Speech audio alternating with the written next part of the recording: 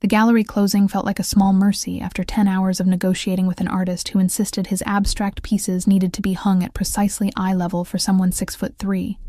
My shoulders ached from the tension, my voice hoarse from diplomatic explanations about lighting and wall space. The contemporary exhibition was scheduled to open in 5 days, and nothing was where it needed to be. I pushed through the revolving door of my apartment building just after 8, the November cold biting through my wool coat. My building wasn't much, a 6-story walk-up in a neighborhood the real estate listings optimistically called up and coming. But it was mine. 4 years of saving and scraping, and I had a place with my name on the lease. The envelope caught my eye immediately. Cream-colored paper, expensive weight, lying against the scuffed threshold of apartment 4B, like it had been placed there by someone who knew exactly where I lived. My stomach tightened as I bent to retrieve it, scanning the empty hallway. The fluorescent bulb 2 doors down flickered its usual broken rhythm, casting shadows that moved when nothing else did. Inside, I locked the deadbolt and chain before examining the envelope properly. No return address. My name written in dark ink across the front, the handwriting elegant and deliberate. Something about those letters stirred a memory I couldn't quite grasp, like a song heard through walls. I slid my finger under the sealed flap. Inside, a single card on matching cream stock. The words were handwritten in the same careful script. Bella notte. Thursday, 8 p.m. Come alone. I've been waiting. No signature, no explanation. Just an address in the Upper East Side and a date 3 days from now. My phone was in my hand before I consciously decided to call anyone. Brittany answered on the second ring, music pounding in the background. "Hold on, I'm at spin class," she shouted. The noise cut off abruptly as she stepped into what I assumed was a quieter hallway. "What's wrong? You never call during my workout. I need you to look at something. Can you come over?" 20 minutes later, Brittany sat cross-legged on my second-hand couch, the invitation held between 2 fingers like it might be contaminated. Her blonde hair was still damp from the gym shower, pulled into a messy knot at her neck. "This is creepy, Meg. Who sends anonymous invitations?" "I don't know." I paced the narrow space between my coffee table and the kitchen counter, but the handwriting looks familiar. I can't place it, but I know I've seen it before. Brittany's blue eyes narrowed. "You think it's from an ex? Because if Ryan found out where you live, I'm calling the police right now." "No. God, no. Ryan's handwriting looked like a doctor's prescription pad had a seizure. This is different. Careful, almost old-fashioned." She studied the card again, turning it over to examine the blank reverse. "Bella Knott is expensive. Like, need a second mortgage expensive. I looked into it once for a client event and nearly fainted at the quote. So someone with money wants to meet me." I dropped onto the couch beside her. "That narrows it down to absolutely no one I know.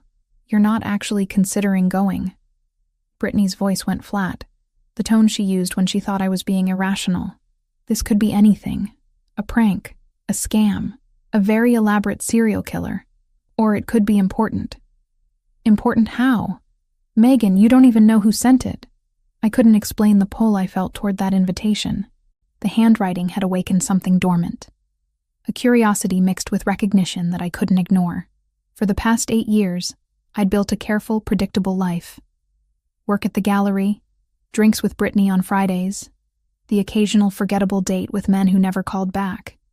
Safe, contained, boring. "I'm going," I heard myself say. Brittany threw the invitation onto the coffee table. "Then I'm going with you. It says come alone. I'll sit at the bar. Close enough to intervene if someone tries to chloroform you. Far enough away that your mysterious benefactor won't notice." We compromised. Brittany would stay home, but I'd text her every 15 minutes.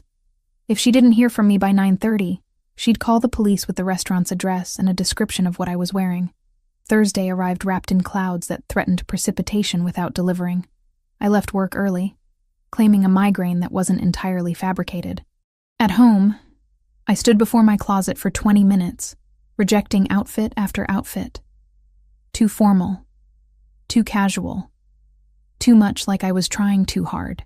Finally, I settled on an emerald green silk blouse Brittany had convinced me to buy during a sample sale, paired with tailored black pants and low heels I could run in if necessary. Gold studs in my ears, minimal makeup, hair loose around my shoulders. Professional but not intimidating, approachable but not desperate. The first drops of precipitation began as I stepped outside at 7:15. By the time the cab dropped me at Bellanata's discreet entrance, the sky had opened into a steady downpour that drummed against awnings and turned the sidewalk into a river of reflected streetlights. The restaurant's exterior was understated elegance. A brass plaque beside a heavy wooden door, the only indication of what lay beyond. No flashy signage, no velvet ropes, just old money whispering its presence to those who knew where to look. I pushed inside, shaking droplets from my coat. Warmth enveloped me immediately, along with the scent of garlic, fresh basil, and something rich baking in distant ovens. The interior glowed golden, crystal sconces casting light across cream walls adorned with Italian landscapes in gilded frames. Fresh flowers overflowed from vases on every available surface, their perfume mingling with the food. A man in an impeccable black suit materialized at my elbow. Not young, perhaps 60, with silver hair combed back from a lined face, and eyes that assessed me with professional courtesy. "Good evening, miss. Do you have a reservation?" "I'm not sure. Someone invited me. The name would be under Foster. Megan Foster." His expression shifted subtly, a flicker of recognition that disappeared so quickly I might have imagined it. "Of course. Right this way, please." He led me through the main dining room, past tables occupied by couples speaking in low voices, past a corner where 4 businessmen laughed over wine, to a hallway I hadn't noticed from the entrance. We walked in silence, my heels clicking against marble floors, until he opened a door onto a private space. The room was smaller than the main dining area, more intimate. Floor-to-ceiling windows overlooked an internal courtyard where rain created patterns on stone pathways and dripped from the leaves of carefully maintained plants. A single table sat in the center, dressed in white linen with a candle already burning in a hurricane glass. "Your server will be with you momentarily," the man said, pulling out my chair with practiced grace. I sat, feeling suddenly exposed in the empty room. The door closed with a soft click, leaving me alone with the candle flame and the sound of precipitation against glass. I checked my phone. 7:58. 2 minutes until 8. At precisely 8:02, a young waiter appeared carrying a leather-bound menu. He set it before me with a slight bow. "May I offer you a cocktail while you wait?" "A martini, please. Dry." He vanished as soundlessly as he'd arrived. I opened the menu without seeing the words, my attention divided between the door and the windows. Outside, the courtyard glistened under strategically placed lights. Each raindrop transformed into a small star as it fell. The martini arrived in a crystal glass, perfectly clear, 3 olives speared on a silver pick. I thanked the waiter and took a careful sip, the cold liquid burning pleasantly down my throat. The alcohol hit my empty stomach, spreading warmth through my chest. I was reaching for my phone to text Brittany when I noticed it. Something at the bottom of the glass, catching the candlelight. I tilted the drink, peering through the gin. A ring. A vintage ring with a diamond center stone, sitting at the bottom of my martini like some surreal prize. My hand trembled as I set the glass down. I fished the ring out with my fingers, heedless of the liquid dripping onto the white tablecloth. The metal was cold, the diamond genuine if the way it caught the light was any indication. Old-fashioned setting, delicate filigree work along the band. "I was afraid you wouldn't come." The voice froze me. Deep, familiar in a way that sent my pulse into overdrive, carrying an accent I'd heard in dreams for years. I looked up slowly, afraid that turning too quickly would shatter whatever impossible moment this was. He stood in the doorway, backlit by the hallway's softer illumination. Taller than I remembered, broader through the shoulders, wearing a charcoal suit that fit him like it had been created for his body alone. Dark hair pushed back from his face, strong jaw shadowed with stubble that was either meticulously maintained or naturally perfect, but it was the eyes that confirmed what my racing heart already knew. Dark brown, almost black in the dim light, fixed on me with an intensity that made breathing difficult. Anthony. His name escaped as barely more than a whisper. 8 years since I'd spoken it aloud. 8 years since I'd seen him walk away from everything we'd built together with nothing but a 2-line letter as explanation. He crossed the room in 3 strides, movements fluid and controlled, without asking, without hesitating. He pulled out the chair across from me and sat. The candle flame danced between us, casting shadows across features that were familiar and foreign all at once. "You look exactly the same," he said softly, "and completely different." I couldn't form words. My brain had short-circuited somewhere between recognizing his voice and processing the fact that he was real, solid, sitting close enough to touch.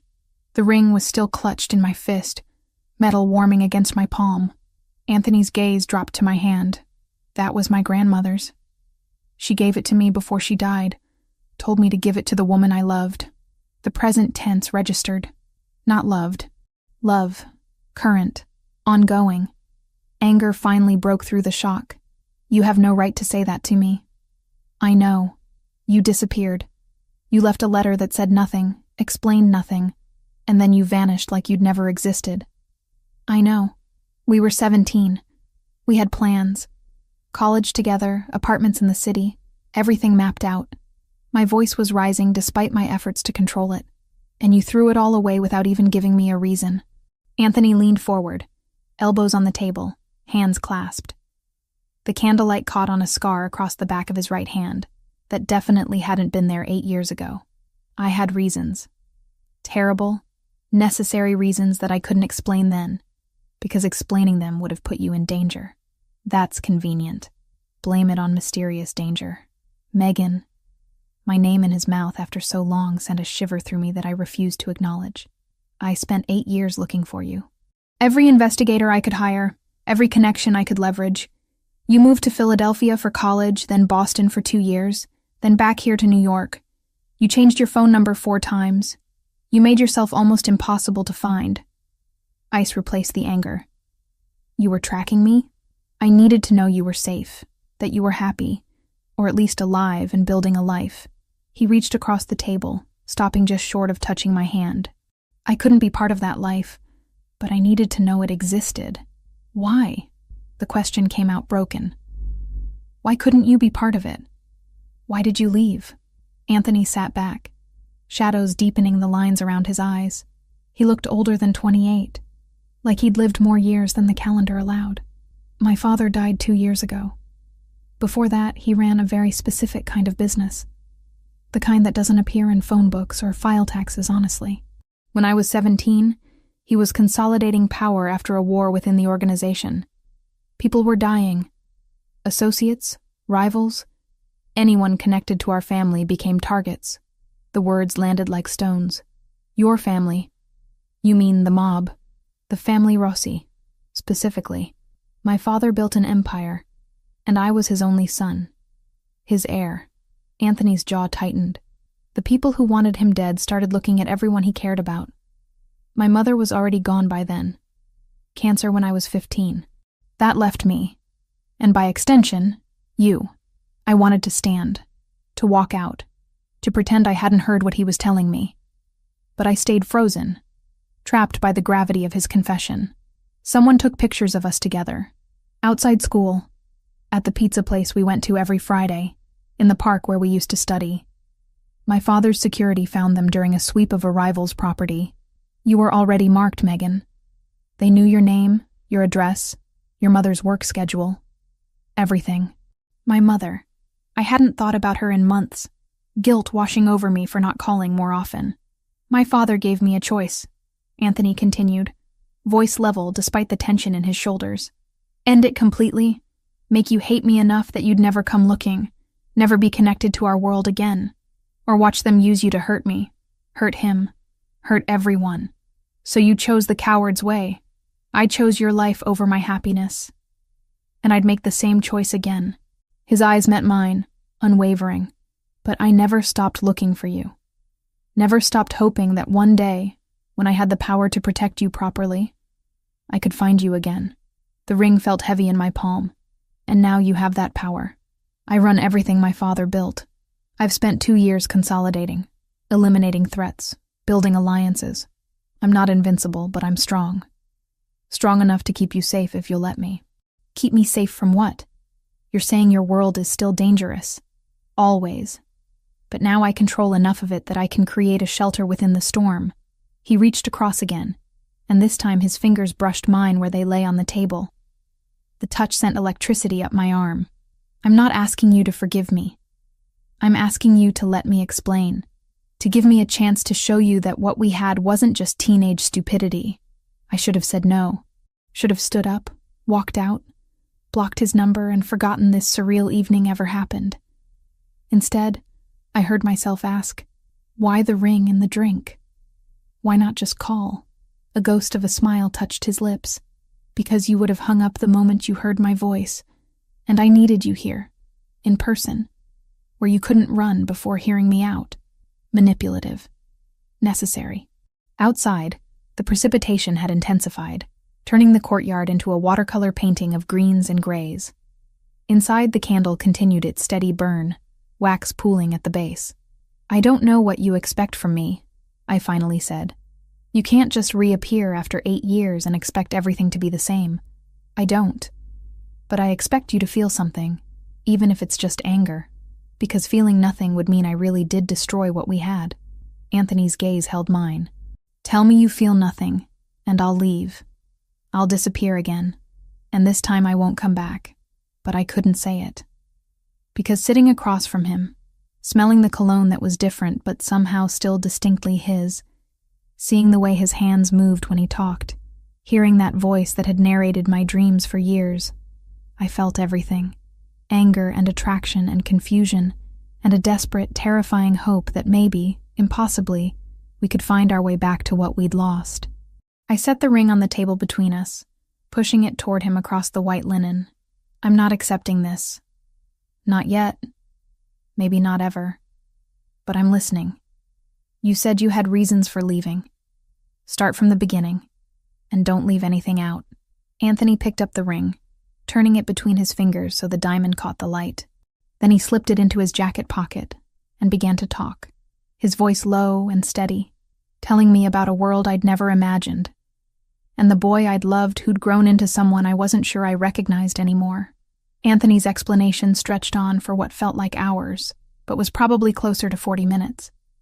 He detailed a world I'd only seen in movies, territory disputes and coded loyalty, old family bloodlines and newer organizations trying to carve out space. His father's rise, the consolidation of power, the enemies made along the way people disappeared when they crossed certain lines. I sat rigid in my chair, hands folded in my lap to hide their trembling. The martini sat forgotten. Ice melted into clear liquid that no longer resembled the drink I'd ordered. Every word he spoke built a wall between us, brick by brick, until I could barely see the boy I'd loved through the structure of who he'd become. Why now? The question interrupted him mid-sentence about territory negotiations. You said you're stable, that you have power. But why bring me back into this? Why not just let me live my safe, boring life? Anthony leaned back in his chair, candlelight catching the sharp angles of his face. Because safe and boring isn't living, and because I'm tired of existing in a world where everyone wants something from me except the one person I actually want. That's not fair. You don't get to make me responsible for your happiness after abandoning me. I'm not. I'm asking for a chance to prove that what we had was real. That it's still real, underneath 8 years of distance and damage. His voice dropped lower. Tell me you don't feel it. The pull. Tell me you walked in here tonight and felt nothing. I couldn't. Because he was right. The moment I'd seen him in the doorway, my heart had recognized him before my brain could mount a defense. Every cell in my body remembered his proximity. The way his presence altered the air around me. Feeling something doesn't mean I should act on it.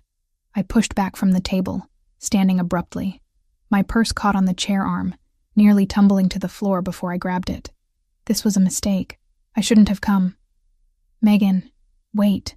But I was already moving toward the door, heels clicking against marble with purpose I didn't feel. My hand was on the handle when his voice stopped me. Please. Just let me take you home. It's pouring, and you'll never find a cab in this weather. Every instinct screamed at me to refuse, to walk out into the downpour and let the water wash away this entire surreal evening. But practical reality overrode emotion. He was right about the cabs, and the subway would mean walking 6 blocks in a deluge. Fine, but that's all. A ride home, and then we're done. Whatever you need. The hallway seemed longer walking out than it had coming in. Anthony stayed 2 steps behind me, close enough that I could feel his presence but far enough to avoid touching. The maitre d' appeared as we reached the main dining room, producing my coat from somewhere with the efficiency of expensive service. Anthony held it open. I slipped my arms into the sleeves, hyper-aware of his hands on my shoulders as he settled the fabric into place. His fingers lingered for half a second too long before releasing. Outside, the precipitation had evolved from steady downpour to absolute deluge. Water rushed along the curbs, carrying leaves and debris in miniature rivers. Streetlights reflected off the wet pavement in streaks of gold and white. A black car materialized at the curb, appearing so quickly I suspected it had been waiting nearby. The rear door opened, and Anthony gestured for me to enter first. I hesitated, old warnings about getting into cars with strangers warring with the reality that this stranger was someone I'd once known better than myself. I slid across leather seats still warm from the heater. Anthony followed, settling in beside me with careful distance between our bodies. The driver was older than I'd expected, maybe mid-30s, with dark hair cut military short and eyes that assessed me in the rearview mirror with professional neutrality. "Joseph, this is Megan. She needs a ride home safely." "Of course, boss." Joseph's voice carried the trace of a Brooklyn accent, rough around the edges but not unfriendly. "Address, miss?" I recited my street and building number, watching the city slide past the tinted windows as Joseph pulled into traffic.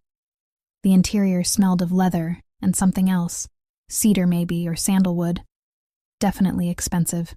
Silence stretched between us, broken only by the rhythm of windshield wipers and the occasional hiss of tires through water. I kept my gaze fixed on the passing buildings, counting blocks to avoid looking at Anthony's reflection in the glass.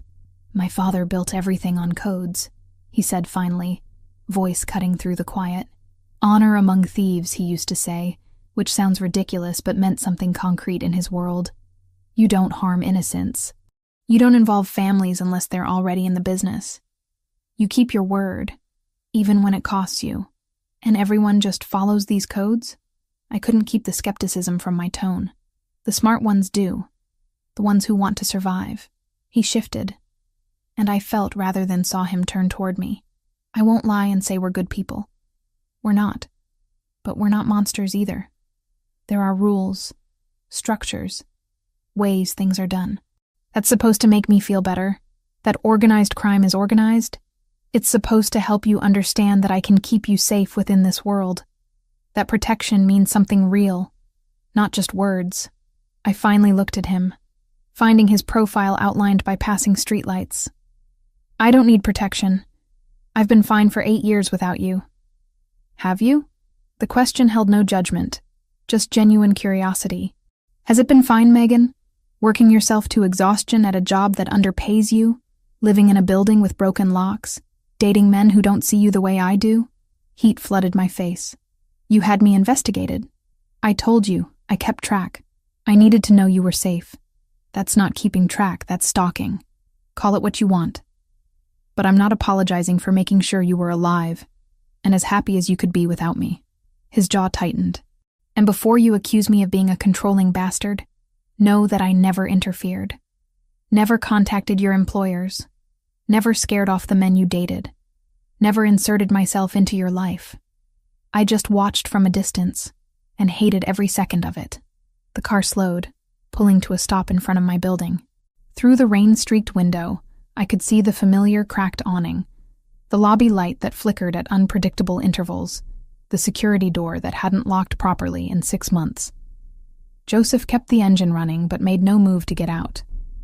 Professional discretion, I realized, giving us privacy to finish our conversation. Anthony reached into his jacket, producing a business card from an interior pocket. Heavy stock, cream-colored like the invitation, with a phone number embossed in black ink. Nothing else.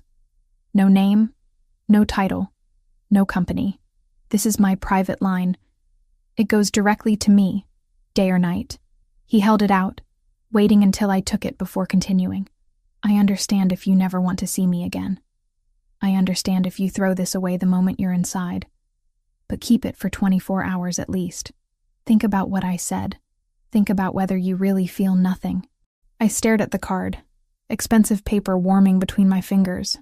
What do you want from me, Anthony? Specifically, a chance to know you again. To show you that underneath everything that's changed, I'm still the person you trusted once. He leaned forward slightly, close enough that I could smell his cologne. Something dark and woodsy that probably cost more than my weekly grocery budget.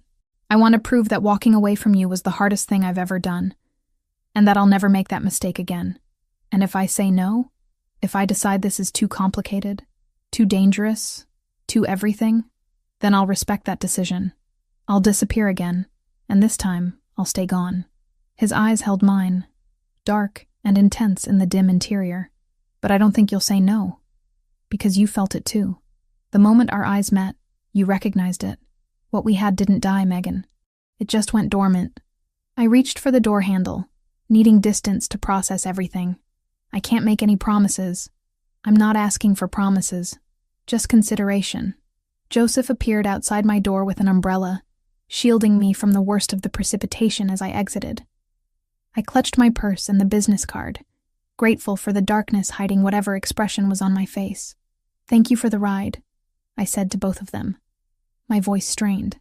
Sleep on it, Anthony called as I turned toward the building. And Megan, lock your deadbolt. That security door isn't going to stop anyone determined. I didn't respond, just hurried through the rain to the lobby, punching in the code that would open the main door. Inside, I risked a glance back. The black car still idled at the curb, Anthony visible through the window, watching until I was safely inside. The elevator was broken again, so I climbed 4 flights with legs that felt detached from my body. Inside my apartment, I locked the deadbolt and chain, then leaned against the door, breathing hard from something that wasn't physical exertion. The business card was still clutched in my hand. The edges softened from my grip. I set it on the counter, staring at the simple numbers as if they might rearrange themselves into answers. My phone buzzed. Brittany's name lit the screen with 7 missed calls and a string of increasingly frantic texts. I'm alive, I texted back. Call you tomorrow. Sleep was impossible. I paced my tiny apartment, making tea I didn't drink, scrolling through my phone without seeing the content. Around 2 a.m, I opened my laptop and typed Rossi Family New York into the search bar. The results were frustratingly vague. Articles about restaurants, a few mentions in business journals about import-export companies, society page photos from charity events where men in expensive tuxedos smiled for cameras. Anthony appeared in 3 photos, always on the edges, never the focus. In each one, he looked exactly as I'd seen him tonight, composed and powerful. Nothing explicitly criminal. But the careful vagueness felt intentional, like a coat of paint over something darker underneath. I was still researching at 4 a.m. when exhaustion finally dragged me to bed. I dreamed of hands reaching through precipitation, of voices calling names I couldn't quite hear, of doors that opened onto rooms that didn't exist. The next 3 days passed in a fog. I went through the motions at the gallery, smiling at collectors, arranging pieces for the exhibition, taking calls from artists demanding last-minute changes. But my mind was elsewhere, replaying conversations, analyzing words, trying to separate what I felt from what I should feel. Brittany cornered me Friday evening at our usual bar, sliding into the booth across from me with determination in her eyes. All right, enough silence. What happened Thursday night? I took a long drink of wine, buying time. I saw Anthony. Anthony who? Then her eyes went wide. Anthony Rossi. Your high school Anthony? He sent the invitation. Set up the whole thing. Wanted to explain why he left. And? What was the explanation? I gave her the abbreviated version, leaving out the details about organized crime and focusing on the protection angle. Brittany listened without interrupting, her expression shifting from curiosity to concern to something close to alarm. Megan, that's insane. He admits he's been tracking you for 8 years and you don't see that as a massive red flag. I know how it sounds. Do you? Because from here, it sounds like you're considering giving a stalker a second chance. He's not a stalker. He's complicated. Complicated is one word for it. She reached across the table, grabbing my hand. Promise me you'll be careful.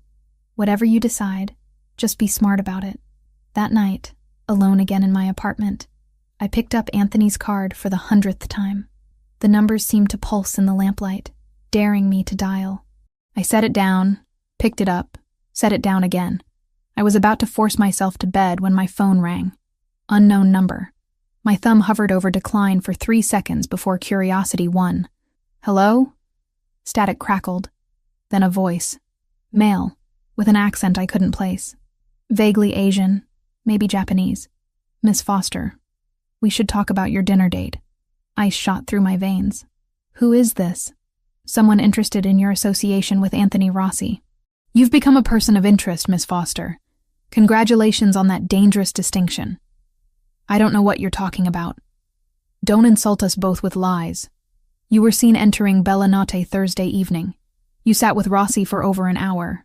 You left in his car. The voice remained pleasant, almost friendly, which somehow made it more terrifying.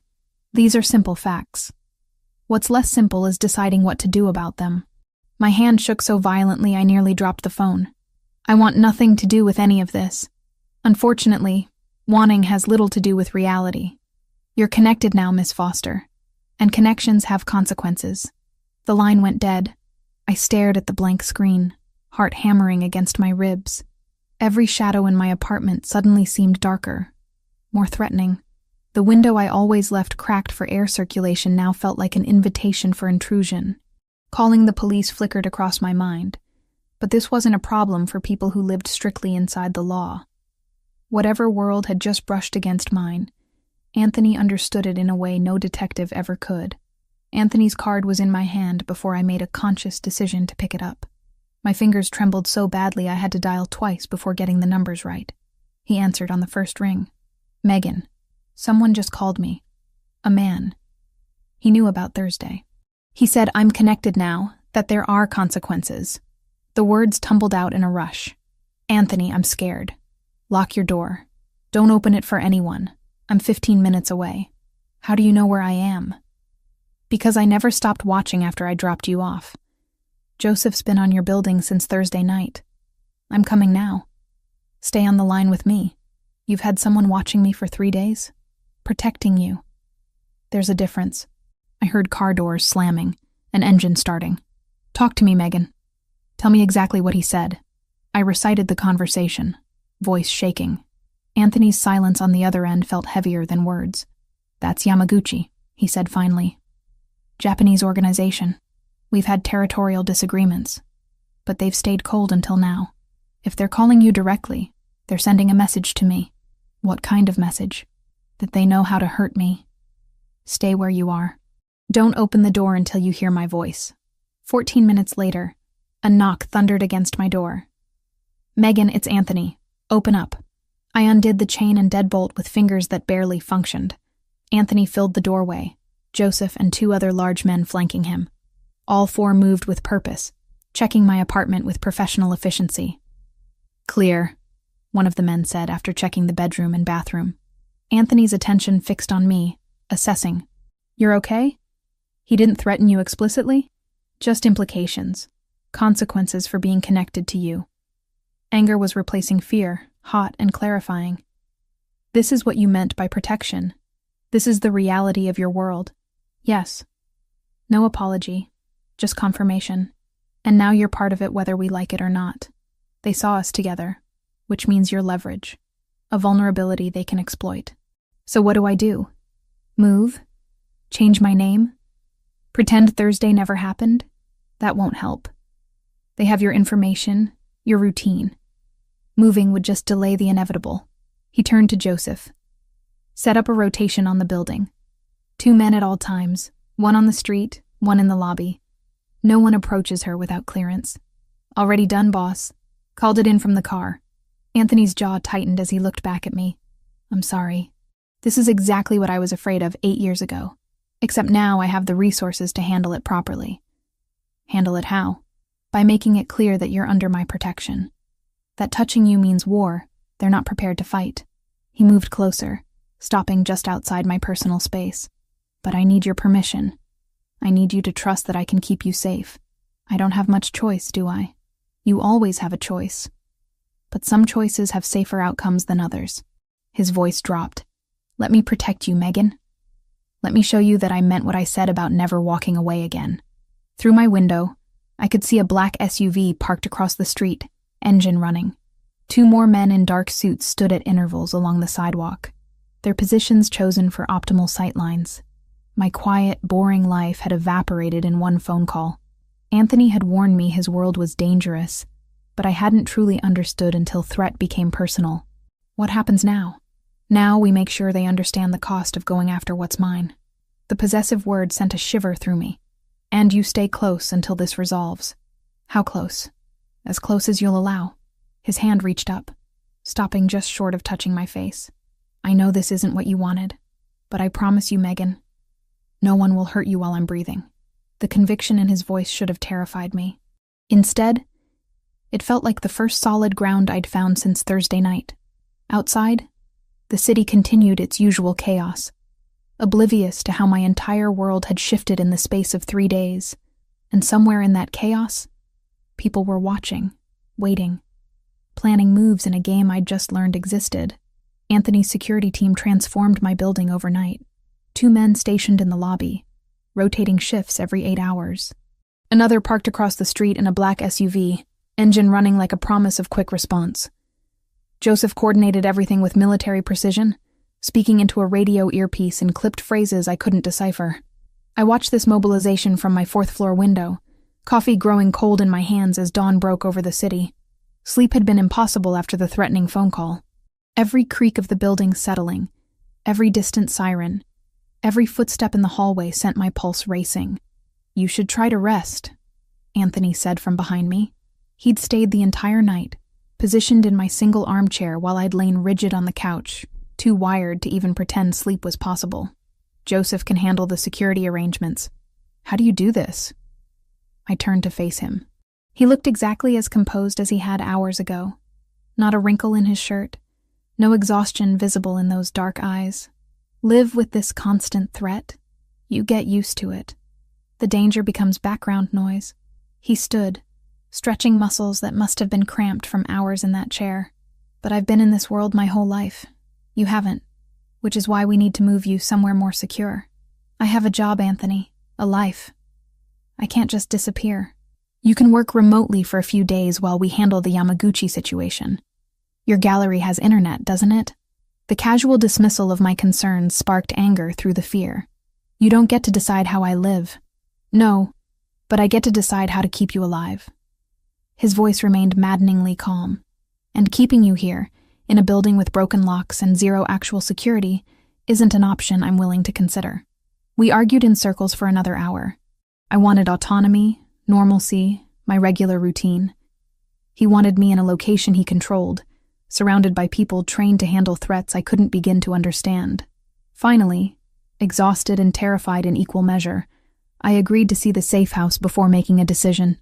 By 9 that morning, I was showered and dressed for work, applying makeup to hide the dark circles under my eyes.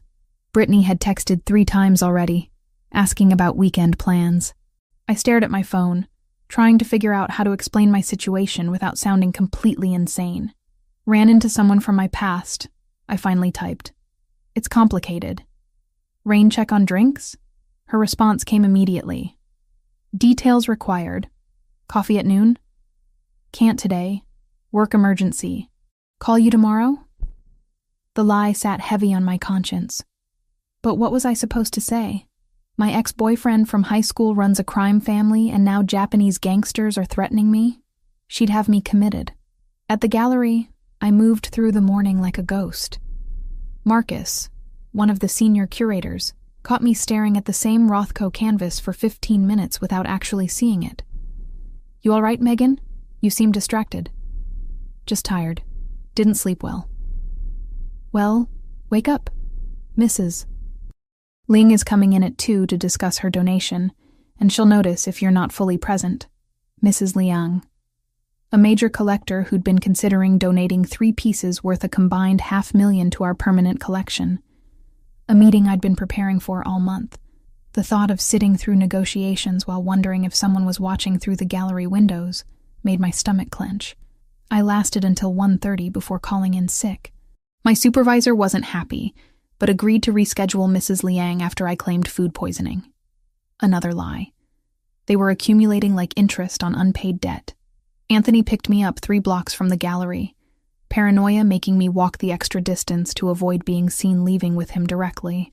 Joseph drove while Anthony sat in back beside me, studying my face with concern I didn't want to acknowledge. "You didn't have to leave work for this." "Yes, I did." I couldn't concentrate knowing someone might be watching. I stared out the window at passing pedestrians, wondering if any of them were Yamaguchi's people. "Show me this safe house. If it's as secure as you claim, maybe I can work remotely for a few days." The penthouse occupied the top floor of a converted warehouse in a part of Brooklyn I'd only driven through. From the outside, the building looked industrial and unremarkable. Inside was a different story entirely. Floor-to-ceiling windows overlooked the East River, light flooding the open concept space with warmth despite the November chill outside. Modern furniture in neutral tones, a kitchen with appliances I'd only seen in magazine spreads, 2 bedrooms separated from the main area by frosted glass partitions.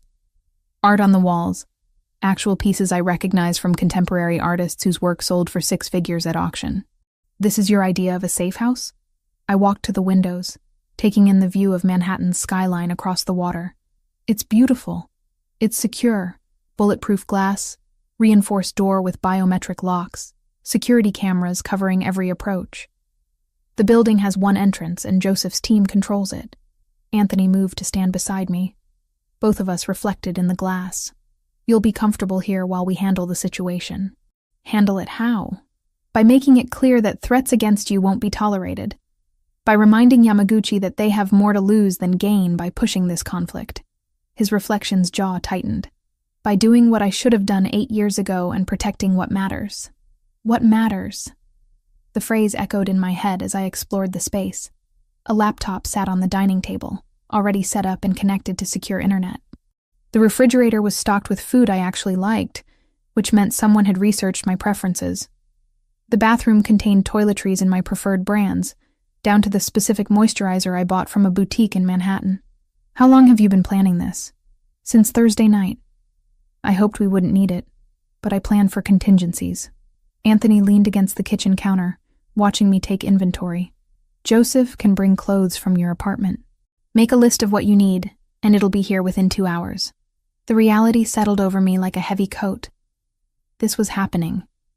I was moving into a safe house owned by a man who ran a criminal organization, hiding from threats I barely understood, lying to everyone I knew about where I'd be. An irrational corner of my brain clung to the gallery like a lifeline. Disappearing without explanation would mean handing over years of work and letting someone else occupy the space I'd carved out for myself. "I need to call my boss. Tell him I'll be working remotely for the rest of the week. Use your regular phone. We don't want to alert anyone that you've changed locations." Anthony pulled out his own device, typing something quickly. "But be vague about the reason. Family emergency, personal issue, whatever sounds natural." The call took 5 minutes. My supervisor was annoyed but agreed, probably because I rarely took time off and had a good track record. When I hung up, the finality of my decision hit me like physical force. I'll need my laptop, work files, and enough clothes for at least a week. I started making a list, focusing on practical details to avoid thinking about larger implications. And I should tell Brittany something. She'll worry if I go silent. Tell her you're dealing with a family situation out of state. That you'll be in touch when you can. Anthony's voice softened. "I know lying to your friends is difficult, but the less they know, the safer they are." By that evening, I was settled into the penthouse with everything I needed for an extended stay. My suitcase sat in the larger bedroom. Clothes hung in a closet that smelled of cedar.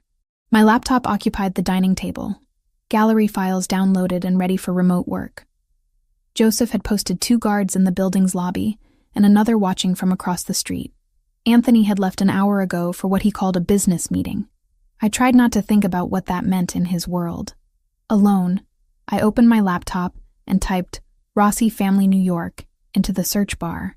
Once again, The search results offered me almost nothing concrete to hold on to. Articles about Italian restaurants in the Bronx, a construction company specializing in commercial properties, import-export businesses with offices near the docks, society page photos from charity galas showing well-dressed people smiling for cameras. I clicked through image results until I found him. Anthony, maybe 2 years younger, standing at the edge of a group photo from some hospital fundraiser. He wore a tuxedo, holding a champagne flute, positioned as if he'd been about to leave when the photographer caught him. His expression was neutral, pleasant, but unrevealing. Other images showed similar scenes. Always at the periphery, never the focus. Other men who might have been associates or family members, but nothing explicitly criminal. Nothing that confirmed what he'd told me about his organization. The research told me nothing concrete but confirmed everything through its careful vagueness. People with legitimate businesses didn't have such meticulously scrubbed online presences. My phone rang just after 8. Unknown number. My finger hovered over decline before curiosity won. Hello? Miss Foster. The voice was cultured, accent placing its origins somewhere in Eastern Europe. I hope you're comfortable in your new accommodations. Ice shot through my veins. Who is this? A concerned party. Your sudden disappearance from your apartment has been noted. We're wondering if young Mr. Rossi has convinced you to accept his protection. I don't know what you're talking about. Please, we're all professionals here. You left your apartment this afternoon with a suitcase. You haven't returned, and Rossi's men are now stationed outside your building as if expecting someone. The man's tone remained pleasant, conversational. These are simple observations leading to obvious conclusions. My hand trembled so badly I nearly dropped the phone. What do you want? Just to deliver a message. Protection is only as good as the people providing it. And everyone has vulnerabilities. Even Anthony Rossi. The line went dead. I was dialing Anthony before my conscious mind made the decision. He answered on the first ring. Megan, what's wrong? Someone called again. Different voice, European accent. He knew I left my apartment, knew about the guards, knew I was with you. The words tumbled out in a rush. How do they know? How do they always know? I'm 10 minutes away. Lock the door. Don't let anyone in except me or Joseph. Background noise suggested he was already moving. Did he threaten you explicitly? He said protection only works if the people providing it don't have vulnerabilities. Then he hung up. Anthony's silence felt heavy. They're testing our response time, mapping our patterns. It's psychological warfare as much as actual threat. Is it working? Because I'm terrified. It's supposed to make you feel that way. Fear is their weapon when they can't reach you physically. His voice dropped lower, more intense. But you're safe where you are, Megan. That building is locked down. No one gets to you without going through people who are very good at their jobs. How long? How long do I have to live like this? Days, maybe a week. Just until we make our position clear and they decide the cost isn't worth the goal. After we hung up, I stood at the windows watching the city lights reflect off the river. Somewhere out there, people I couldn't see were watching me, planning moves in a game I didn't understand. And somewhere else, Anthony was doing the same from his side of the board. 20 minutes later, a key turned in the lock. I jumped despite expecting it, heart pounding until Anthony's voice called out. It's me. Joseph's doing a security check. He looked different than earlier. Same expensive clothes, but his composure had cracked slightly, stress visible in the tight line of his shoulders. When his eyes found me standing by the windows, something that might have been relief crossed his face. Show me your phone. I handed it over without question. He studied the screen, scrolling through recent calls, then pocketed the device. Hey, I need that. They're tracking it. Not necessarily hacking the phone itself, but they have someone inside your carrier, or they've bribed someone who can access call logs. He pulled out a different device, smaller and sleeker. Use this instead. It's encrypted, routed through servers they can't trace. Your number will forward to it automatically. So now I'm using burner phones like a drug dealer. You're using secure communications like someone being targeted by professionals. He set my original phone on the counter. We'll leave that here, powered on, so they think you're still carrying it. Let them waste resources monitoring a device that tells them nothing. Joseph appeared in the doorway, nodding once at Anthony before speaking. Building is clean. No signs of surveillance equipment, no vehicles watching that weren't already cleared. Our people are in position. Good. Double the lobby rotation. I want fresh eyes every 4 hours, not 8. After Joseph left, Anthony moved to the couch, finally allowing exhaustion to show in the way he sank into the cushions. I remained by the windows, maintaining distance while trying to process everything. "You should eat something," he said after a long silence. "There's food in the kitchen. I'm not hungry. You need to maintain your energy. Fear burns calories faster than running." Despite myself, I smiled slightly. "Is that something they teach in mob boss school?" My father used to say it, usually right before a long negotiation where neither side wanted to blink first. He looked up at me, shadows under his eyes more pronounced in the lamplight.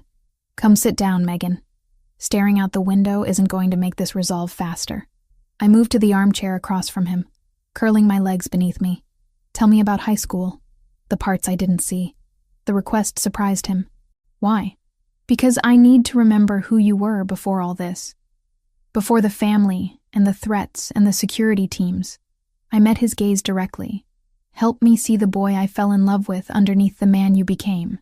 Something in his expression softened. "What do you want to know?" "Everything. Start with the first time you noticed me." He leaned back, a ghost of a smile touching his lips. "Sophomore year, October. You were in the library researching something for history class. Books spread across an entire table. Your hair was longer then, always falling in your face when you leaned over to take notes. You'd tuck it behind your ear every 30 seconds. This unconscious gesture that drove me crazy because I wanted to be the one doing it. The memory surfaced. Hazy, but present. I felt someone watching me that day. I looked up once and saw you by the biography section. You waved, like it was perfectly natural that a sophomore would acknowledge a senior she'd never spoken to. Most people pretended I didn't exist because they knew my family's reputation, even if they didn't understand the details. I didn't know about your family then. Exactly. You saw me, not the name or the implications. Just Anthony, who happened to be in the library at the same time. He paused, memory clearly playing behind his eyes. I asked you out 3 weeks later. Took me that long to work up the courage. You brought me flowers from the corner store. Carnations because you said roses were pretentious. I didn't have money for roses. My father gave me an allowance, but I was saving everything I could. Planning for college. Planning for a future where maybe I could escape the family business. His laugh held no humor. Naive 17-year-old dreams. We talked for hours as the city lights outside blurred together. He told me about sneaking out of family dinners to call me, about lying to his father about where he spent his Friday nights. I shared memories I'd buried, our first kiss in the empty gym after a basketball game, the way he'd held my hand like it was something precious. I wanted to take you to Bella Note back then, he admitted as midnight approached. It was this place near school, fancy but not intimidating. I used to walk past it and imagine bringing you there for a proper date, but I couldn't afford it on what I was making at my father's warehouse. So you bought it years later. I bought it 5 years ago when the original owner retired. Renovated it, kept the name, made it exactly what I'd imagined. His eyes held mine. I always planned to bring you there eventually. I just didn't think it would take 8 years. The weight of lost time settled between us. 8 years we could have had if circumstances had been different, if his world hadn't been so dangerous, if he'd been anyone else. I should let you sleep, Anthony said finally, standing. Tomorrow we'll figure out the work situation. Make sure you can access everything you need from the gallery remotely. You're leaving? Joseph's team is here. You're safe. I know. But I hesitated, unsure how to articulate what I wanted. Could you stay? Just for tonight. I don't want to be alone with my thoughts. He studied my face for a long moment, then nodded slowly. I'll take the other bedroom. Thank you. Later. Lying in the unfamiliar bed with sounds of the city muted by bulletproof glass, I heard him moving in the adjacent room.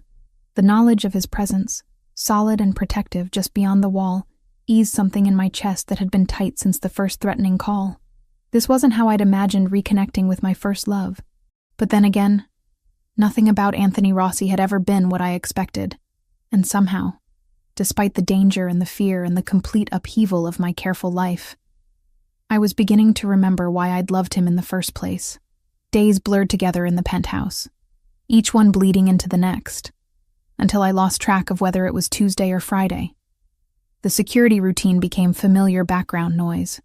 Joseph's team rotating shifts in the lobby, check-ins through the encrypted phone Anthony had given me, the low hum of surveillance equipment I pretended not to notice.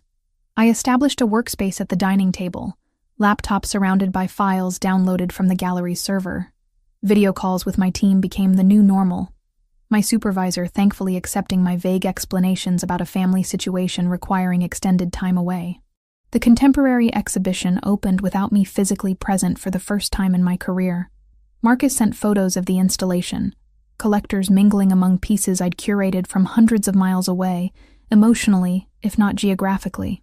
"You're frowning at that screen like it personally offended you," Anthony said from the kitchen, where he was unpacking containers from some restaurant whose name I couldn't pronounce. I closed the laptop with more force than necessary. Mrs. Liang withdrew her donation offer. 3 pieces worth $500,000. Gone because I wasn't there to close the deal personally. That's a significant loss for the gallery.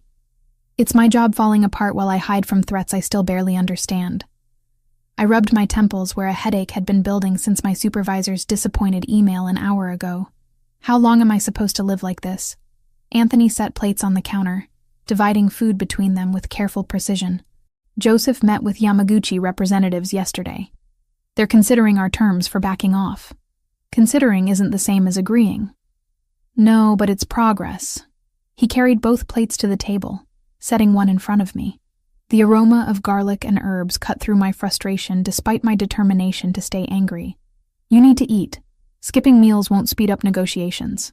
I had coffee this morning. Coffee isn't food. He sat across from me, the same position he'd taken every evening for the past week. Dinner had become our routine, the 1 hour where we pretended this was a normal life instead of protective custody with expensive furniture. I picked at the pasta, twirling noodles around my fork without bringing them to my mouth. "Tell me something real. Something about your life that isn't business or threats or family politics. What do you want to know? What it's like being you. Running an empire at 28. Having that much power, that much responsibility." I finally took a bite, the flavors exploding across my tongue in ways that made my frustration seem petty. "Does it ever feel like too much?" His expression shifted, walls lowering just enough for me to glimpse what lay beneath the control. Every single day. My father groomed me for this from the time I could walk, but nothing prepares you for the weight of it. Every decision affects hundreds of people, their families, their futures. One mistake, and people die or go to prison or lose everything. That sounds exhausting. It's suffocating. He set his fork down. Attention fully on me instead of the food. There's no one I can talk to, honestly, except Joseph. And even with him, there are limits.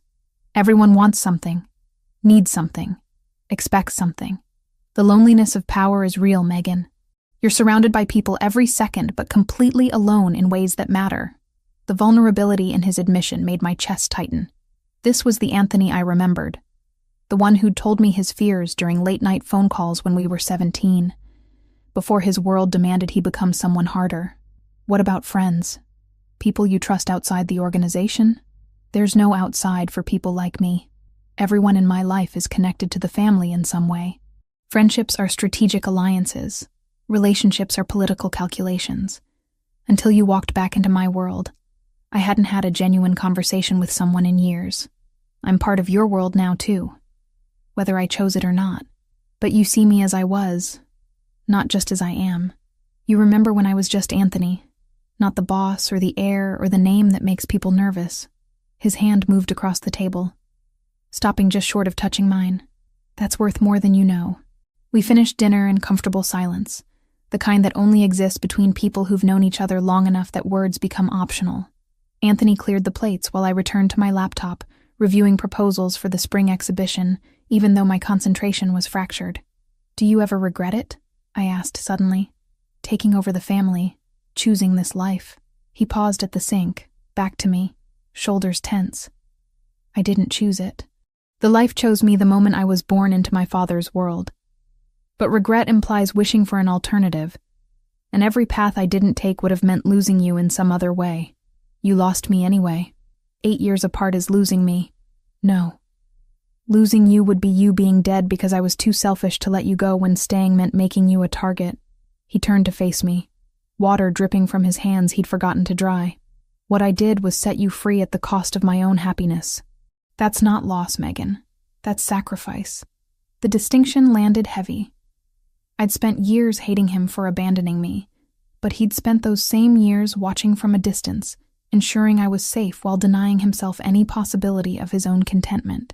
Tomorrow night, I want to try something, he said, changing the subject with deliberate intent. My grandmother's recipe for homemade pasta. She taught me before she died, and I haven't made it in years. You cook? When I have time and the right company.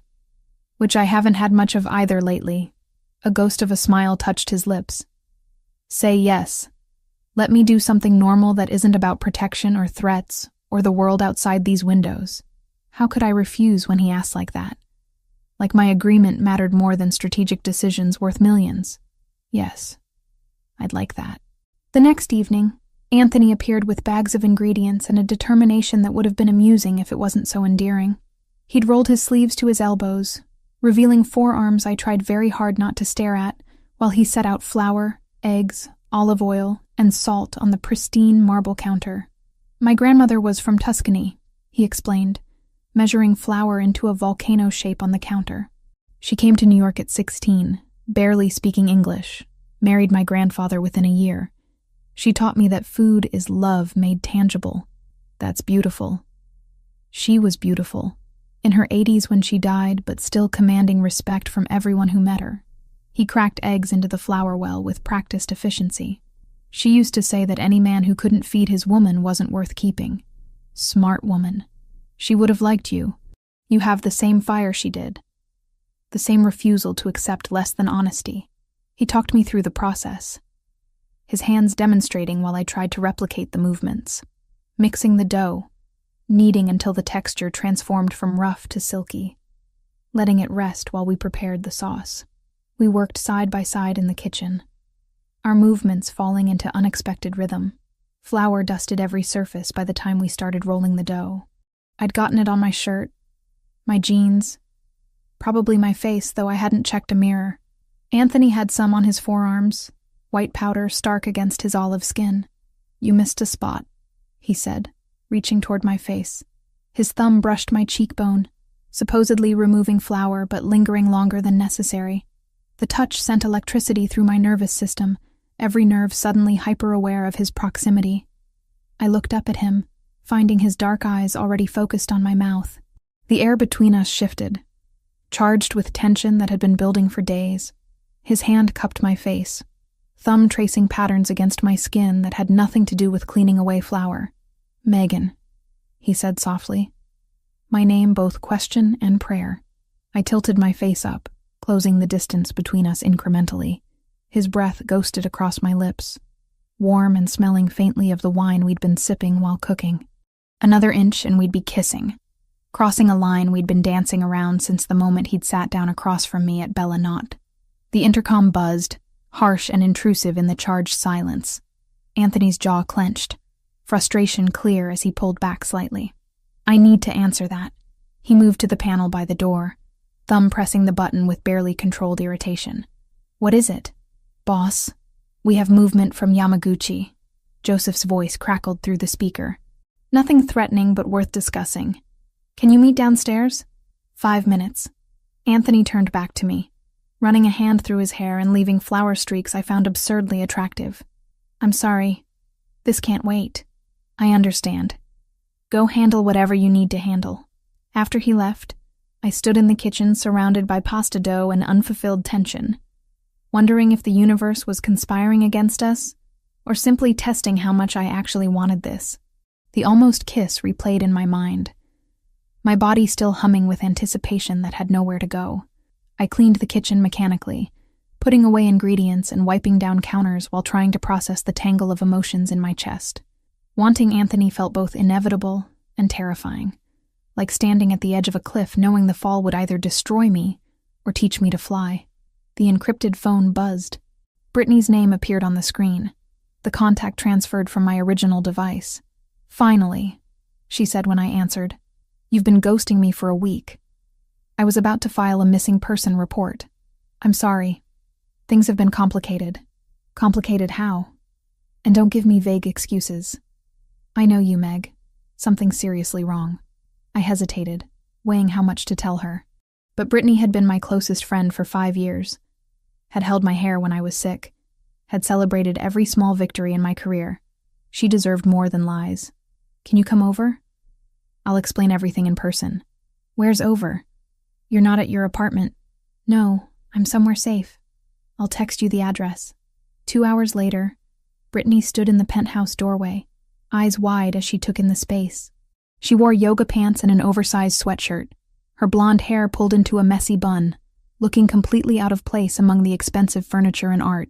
"Holy hell, Megan. When you said somewhere safe, I didn't expect a palace."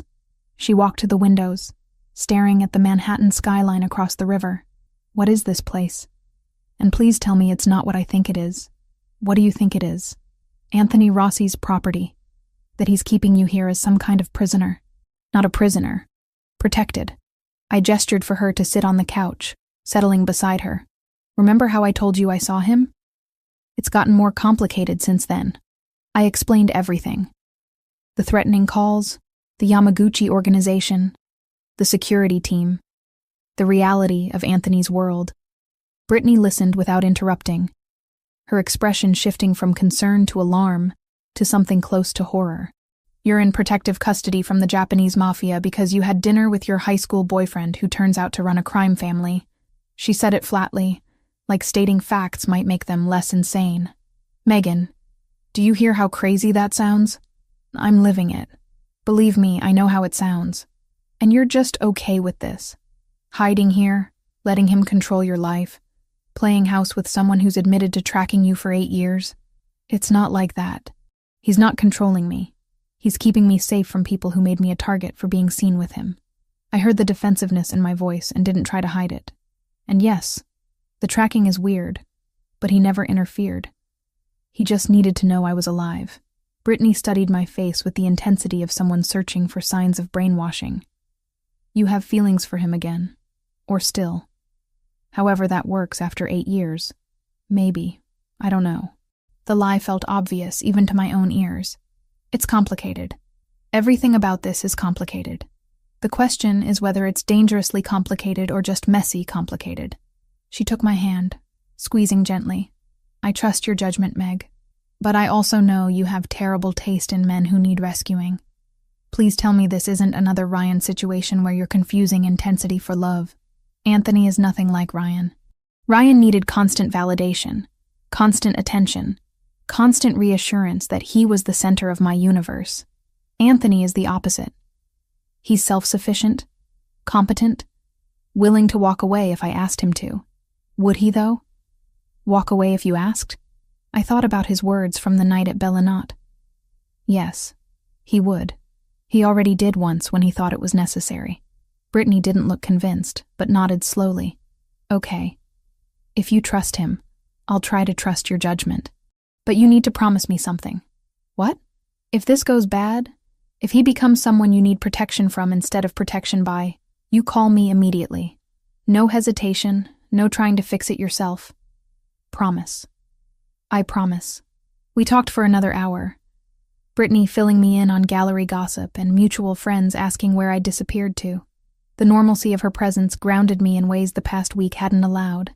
By the time Joseph appeared to escort her out, she'd extracted promises that I'd text daily and consider having an exit strategy if things escalated further. "He seems intense," she said at the door, glancing at where Anthony stood near the kitchen, having returned while we were talking. "But he looks at you like you're the only person in the room. That's either really romantic or really obsessive. I'm hoping for romantic." "Me too, babe. Me too." After she left, the penthouse felt simultaneously more spacious and more intimate. Anthony had given us privacy during the visit, occupying himself with work in the second bedroom. Now he emerged, loosening his tie as he approached where I stood by the windows. "Your friend doesn't trust me. She doesn't know you. She just knows what I've told her, which admittedly sounds insane from the outside. It is insane. Everything about this situation defies normal relationship progression. He stopped beside me. Both of us reflected in the darkened glass. For what it's worth, I'm glad you have someone who looks out for you. Everyone needs a Brittany. Who's your Brittany? Who keeps you grounded? Joseph, in his way. But it's different when you're in charge. People defer to you even when you need them to challenge you. I turned to face him properly, suddenly tired of the careful distance we'd been maintaining. Earlier, before Joseph interrupted, we were about to kiss. We were. Why didn't you come back to finish what we started? His expression shifted, vulnerability showing through the cracks in his composure. Because I'm terrified of rushing this and destroying whatever chance we have. I walked away from you once, Megan. I'm not arrogant enough to think I'd survive doing it again, even if circumstances forced it. What if I don't want to wait? What if 8 years apart was enough waiting for both of us? Before he could respond, before I could second-guess the impulse, I closed the distance between us and kissed him. My hands fisted in his shirt, pulling him closer while his surprise held him frozen for half a second before he responded. His arms came around me, one hand splaying across my lower back while the other cupped the base of my skull. The kiss was everything I'd remembered, and nothing like it at the same time. Familiar and foreign, gentle and desperate, years of longing compressed into a single moment of connection. When we finally broke apart, both breathing hard, his forehead rested against mine. We should slow down, he said, even as his hands remained firm on my waist. Do this right. Take our time. We've had 8 years of taking our time, and I want more than 8 days with you, which means not rushing something that deserves patience. He pulled back slightly, enough to meet my eyes. I want to court you properly, Megan. Dinners and conversations and building something that lasts beyond the immediate crisis. Can you give me that?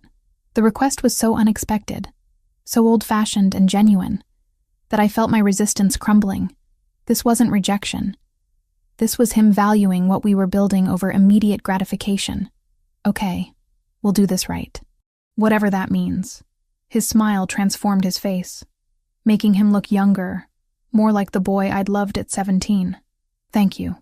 That night, lying in bed listening to him move around in the adjacent room, I recognized the truth I'd been avoiding. I'd never stopped loving Anthony Rossi. 8 years, distance, anger, fear, none of it had erased the fundamental connection between us. And now, trapped in this strange limbo of protection and proximity, I was choosing to let myself feel it fully. Whatever came next, whoever threatened us from the outside, we'd face it together. Because some things were worth the risk, and loving him had always been the most dangerous, worthwhile thing I'd ever done. The morning Joseph arrived with news, I was reviewing gallery proposals at the dining table, coffee cooling beside my laptop. Anthony had left before dawn for what he called routine business, but the tension in his shoulders told a different story. Now Joseph stood in the doorway, his usually composed face drawn tight. Boss needs to see you. It's about his father. 10 minutes later, Anthony sat across from me in the penthouse office, a manila folder spread before him. His hands were steady, but something in his eyes had fractured. My father didn't die of a heart attack. The words emerged flat, drained of emotion. Joseph's contact found medical records that were buried. Arsenic poisoning, administered over 6 months, slow enough to mimic natural decline. My stomach dropped. Who would do that? Someone close. Someone trusted. He pushed a photograph across the desk. An older man, maybe 60, with silver hair and a face that belonged in family portraits. Silvio Fioraldi. He's been with the family for 30 years. My father's consigliere, his most trusted advisor. The betrayal in his voice cut deeper than any physical wound. How do you know it was him? Bank records showing payments from Yamaguchi. Phone logs placing him at my father's home on days the medication was administered. And now there's an informant willing to testify to what he saw. Anthony's jaw clenched. I need to go to Newark today. Meet with this person. Get physical evidence before Silvio realizes we know. When do we leave? His eyes snapped to mine. You're not coming. It's too dangerous. More dangerous than sitting here alone while someone who poisoned your father is still walking free? I leaned forward. I'm not fragile, Anthony. And I'm not staying behind wondering if you're coming back. The argument lasted 20 minutes. He wanted me safe, protected, insulated from the ugliness of his world. I refused to be hidden away like some possession that might break. Finally, exhaustion and grudging respect won. You stay with Joseph every second. If I say move, you move. No questions, no delays. Agreed. We left an hour later in a black Lexus, Joseph driving while rain hammered the windshield. The city gave way to industrial sprawl, warehouses and truck depots lining highways slick with November weather. Anthony sat beside me in back, silent, except for occasional instructions to Joseph in Italian. The meeting place was a warehouse on the edge of Newark's Port District. Rusted metal siding, broken windows covered with plywood, the kind of building people avoided after dark. Joseph parked behind a shipping container, engine running in case we needed a fast exit. Inside, the air smelled of motor oil and damp concrete. Our contact waited near a makeshift desk, a Russian in his 50s, with a face that had seen too many fights. He didn't waste time on pleasantries. I have what you need. Photographs, bank statements, video footage from Silvio's phone that he thought was deleted. He slid a thick envelope across the scarred desk surface. Payment first. Anthony handed over cash without counting it. The Russian nodded, satisfied, and disappeared into shadows that seemed to swallow him whole. The evidence was damning. Clear photographs of medication bottles, time-stamped images showing Silvio administering pills to an increasingly frail man I recognized from society page photos as Anthony's father. Bank transfers with dates matching each administration. My hands shook holding the papers. We need to go, Joseph said from his position by the door. Now. We'd just reached the car when headlights flooded the space. 2 black SUVs blocked our exit, doors opening to release men in dark clothes with weapons drawn. My heart seized. Get down! Anthony shoved me to the floor behind the passenger seat, his body covering mine as glass exploded above us. The world compressed to gunfire and the sharp smell of cordite in Anthony's weight, pressing me flat against leather that smelled of fear. Joseph returned fire from the driver's seat, his movements economical and precise. Anthony barked orders in Italian, one hand keeping my head down, while the other aimed through the shattered window. 3 shots. 4. The sound deafening in the enclosed space. In the chaos, something caught my eye. Anthony's phone had fallen, screen illuminated with a message notification. My angle let me read it before the screen went dark. A text from weeks ago. A name I didn't recognize offering an alliance through marriage to someone's daughter. Anthony's response was a single word. No. He'd refused an arranged marriage that could have strengthened his position, because he was waiting for me. The realization hit harder than any bullet. Joseph gunned the engine, ramming one SUV hard enough to create an opening. Metal shrieked against metal as we crashed through, back window shattering completely. Cold air and rain poured in as we accelerated onto the highway, leaving destruction behind. Everyone intact? Joseph's voice was steady despite the white knuckles gripping the wheel. Megan? Anthony pulled back enough to see my face, hands checking for injuries with professional efficiency. Are you hurt? I'm fine. Terrified, but fine. My voice shook despite my best efforts. What about you? Blood seeped through his shirt sleeve, darkening the fabric. Just a graze. I've had worse. We didn't stop until we were back in Brooklyn. Pulling into a private garage beneath a building Joseph assured me was secure. A doctor appeared within minutes, an older woman who asked no questions as she cleaned and stitched Anthony's arm with practiced hands. Back in the penthouse, adrenaline gave way to trembling I couldn't control. I sat on the couch, hands shaking so badly I couldn't hold the glass of water Anthony pressed into them. He knelt before me, steadying my hands with his. I should never have brought you. This was a mistake. No. The word came out stronger than I felt. This is your reality. If we're going to have any chance, I need to understand what that means. No more protection through ignorance. Something shifted in his expression, pride mixing with pain. You're stronger than I gave you credit for. I'm not strong. I'm terrified. But I'm also not leaving. I met his eyes directly. Those men weren't trying to scare us. They were trying to kill you and take me. One of the attackers survived. Joseph's team has him now." Anthony's voice dropped lower. "He'll tell us who gave the orders. And when he does, we'll know exactly how deep Silvio's betrayal runs. The interrogation happened in a location I wasn't allowed to know about. Details Joseph shared only after it was finished." The wounded man confirmed everything. Silvio had been working with Yamaguchi for over a year, planning to eliminate Anthony and take control of the family's operations. Taking me was meant to force Anthony's hand, make him vulnerable through the one weakness everyone now knew existed. "What happens next?" I asked, when Anthony returned that evening. Exhaustion carved into every line of his face. "I call a meeting of the family. Present the evidence to the council. Let them see what Silvio did." He sank onto the couch beside me, head falling back against the cushions. "My father built everything on loyalty and honor. Silvio destroyed that with poison and lies.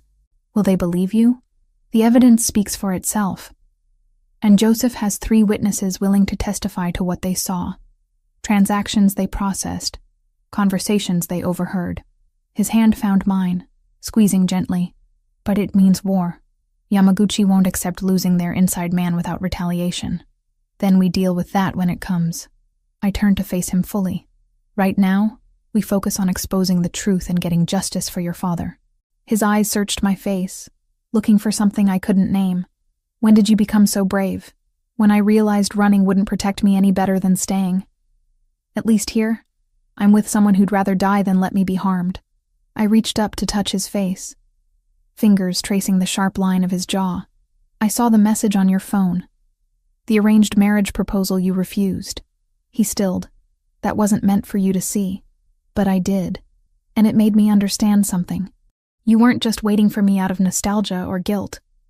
You actually believed we could find our way back to each other." "I did. I do." His hand covered mine where it rested against his face.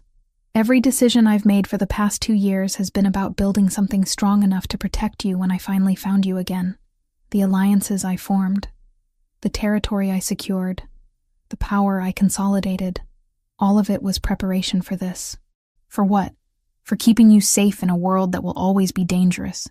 For giving you a life where you never have to hide or run or apologize for loving someone like me." He turned his head to press a kiss against my palm. "I know I have no right to ask this, but I need to know. Is there a version of our future where you can accept what I am and choose to stay anyway?" The question hung between us, weighted with implications that would shape everything going forward. I thought about the past weeks, the fear and violence and constant threat, but I also thought about the man beneath the reputation, the one who'd protected me without asking anything in return, who'd waited 8 years on the slim hope of a second chance. "Yes," I said simply. "There is. We're already living it." Relief transformed his face, years of tension releasing in a single exhaled breath. He pulled me close, arms wrapping around me with desperate gratitude. We sat like that for a long time, 2 people who'd found their way back through circumstances that should have destroyed any possibility of connection.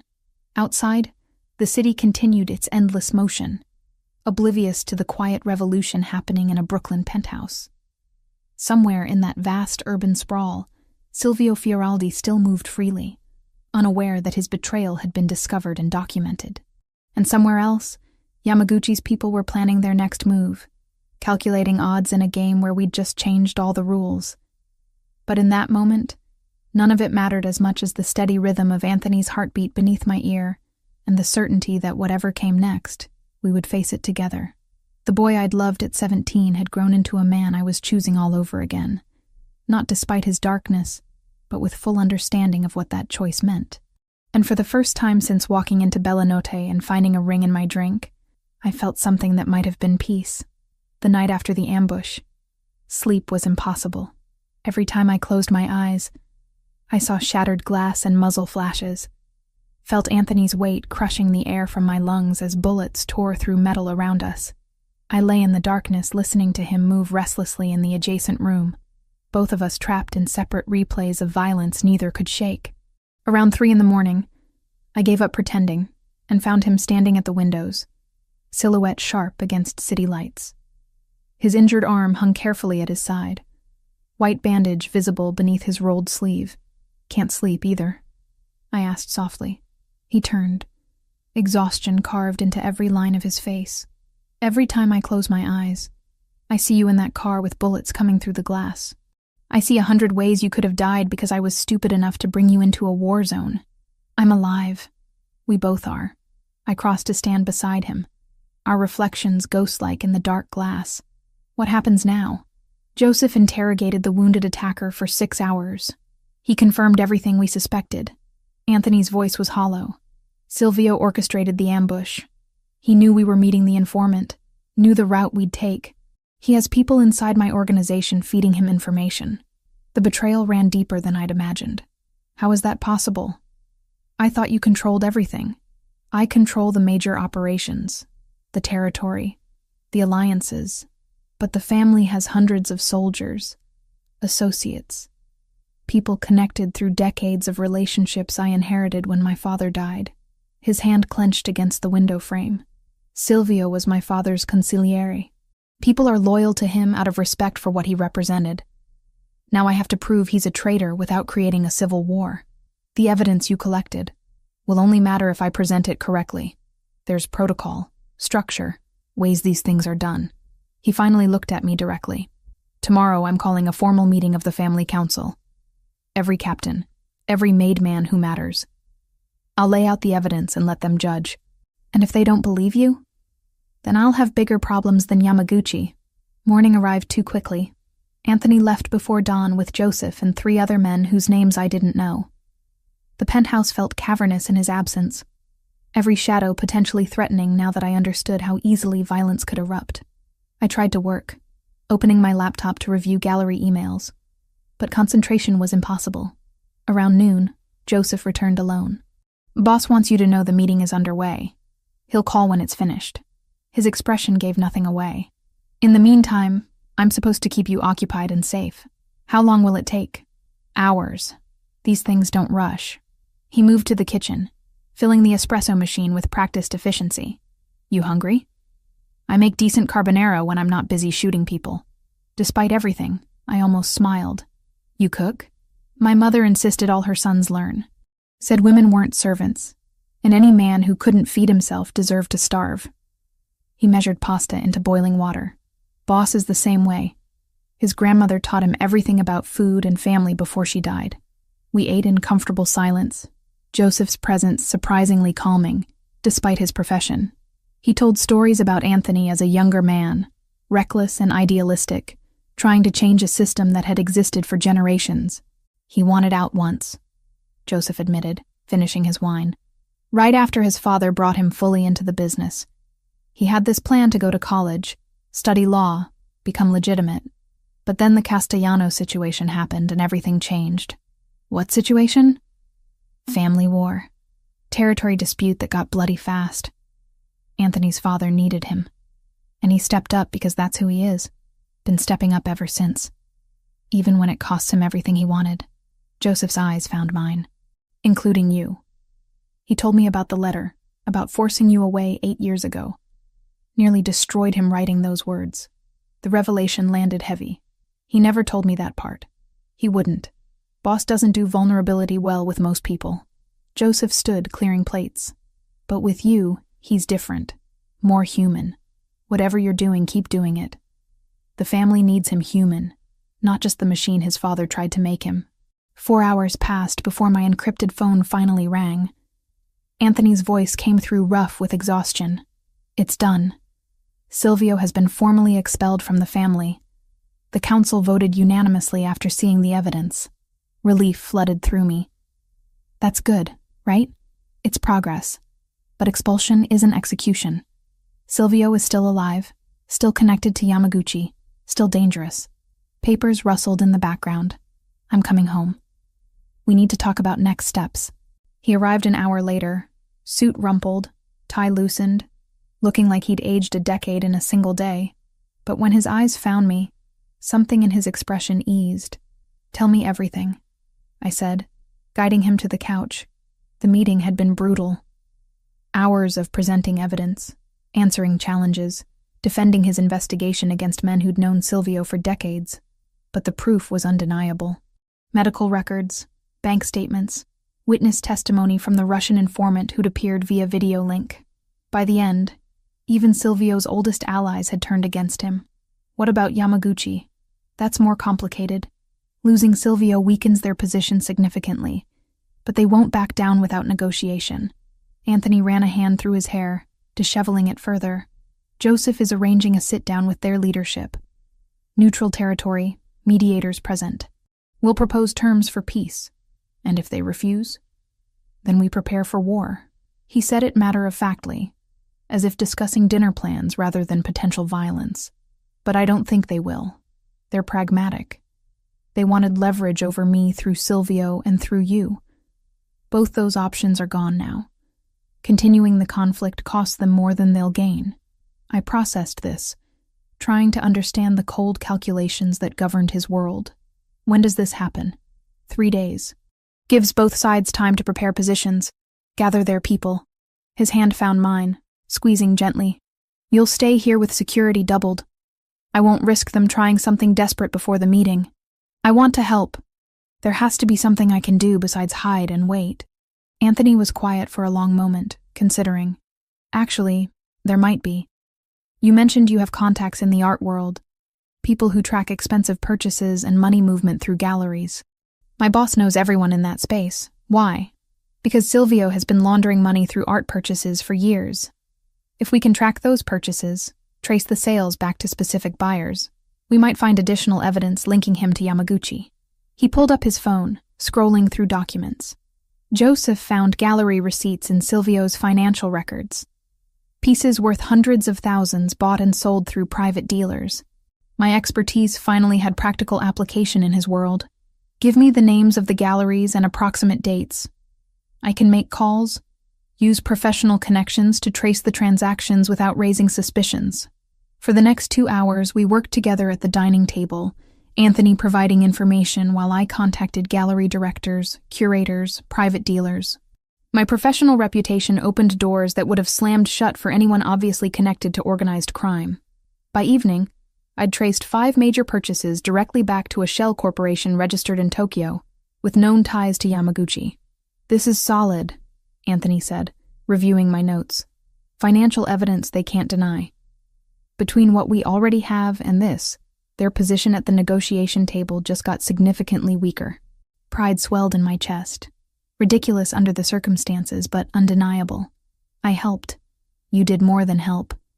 You gave us leverage that could prevent this from escalating into open warfare. He pulled me close, arms wrapping around me with careful pressure that avoided his injured shoulder. Thank you. That night, after dinner and wine and long silences filled with unspoken understanding, Anthony walked me to my bedroom door. We'd maintained separate spaces since the kiss in the kitchen. His determination to do things right holding firm despite obvious attraction pulling us together. But tonight felt different. The adrenaline crash after the ambush, the emotional weight of exposing Silvio's betrayal, the recognition that we'd become partners in ways that transcended romance. All of it created pressure that demanded release. Stay, I said softly, my hand on his chest, feeling his heartbeat accelerate. Not for anything except not being alone. I don't want to be alone tonight. His internal struggle was visible. Propriety warring with desire. Finally, he nodded. Just to stay. Nothing more. We lay together on top of the covers, fully clothed, his arms around me while my head rested on his uninjured shoulder. No kissing, no escalation, just 2 people who'd survived too much finding comfort in proximity. I love you, he whispered into the darkness. I need you to know that. Whatever happens with the negotiation, with Yamaguchi, with any of this, I love you exactly as you are. The words unlocked something in my chest that had been locked since he'd disappeared 8 years ago. I love you too. I think I never stopped, just buried it deep enough that I could function. His arms tightened fractionally. After the sit-down, when things settle, I want to do this properly. Court you the way I should have when we were 17. Dates and flowers and asking permission instead of assumptions. I'd like that. We fell asleep like that, wrapped together, fully clothed, vulnerability and trust replacing the passion we'd denied ourselves. Outside, the city moved through its rhythms, police sirens and car horns, and the distant thrum of humanity that never truly rested. And somewhere in that vast urban sprawl, forces were aligning for a meeting that would determine whether the violence ended or escalated beyond our control. But in that moment, safe in Anthony's arms with his heartbeat steady beneath my ear, I chose to believe we'd survive whatever came next. Because we'd already survived the impossible. Finding our way back to each other after 8 years of distance and damage, everything else was just details. The council meeting took place 3 days later in a private room at one of the family's legitimate businesses, an Italian restaurant in the Bronx that had been serving red sauce and keeping secrets for 40 years. Anthony left before dawn, dressed in the dark suit he reserved for formal family business, his face already set in the controlled mask I'd come to recognize as his public persona. "Stay with Joseph," he said at the door, pressing a kiss to my forehead. "Don't leave the building for any reason. We don't know how Silvio will react when he realizes what's happening." By noon, my nerves were frayed from waiting. I paced the penthouse, unable to focus on work or reading or anything that required sustained attention. Joseph made coffee I didn't drink and offered reassurances I couldn't believe. The call finally came at 3:15. Anthony's voice was tight with controlled emotion. "It's done. The council voted unanimously to expel Silvio from the family. He's been stripped of rank, protection, and all claims to territory or operations. What does that mean in practical terms? It means he's nobody. An outcast. Anyone who helps him becomes an outcast as well." Papers rustled in the background. The evidence was undeniable.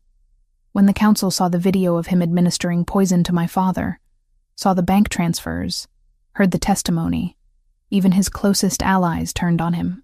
Relief flooded through me so intensely my knees went weak. So it's over? The internal threat is neutralized. But Yamaguchi is another problem. His voice dropped lower. Losing Silvio weakens their position significantly. Joseph is arranging a sit-down for tomorrow evening. Neutral territory. Mediators from families we both respect present to ensure neither side tries anything stupid. What are the terms you're proposing? They withdraw completely from the contested port territory. In exchange, I don't retaliate for the ambush or for their involvement in my father's death. Clean slate, mutual respect, no future interference in each other's operations. Will they accept? They'd be smart to. But pride makes people irrational. He paused. "I'll be home in 2 hours. There are things we need to discuss before tomorrow." When he finally walked through the door, exhaustion and victory warred on his face. He moved directly to the bar, pouring himself 2 fingers of whiskey he downed in a single swallow before turning to face me. "How bad was it?" "Brutal."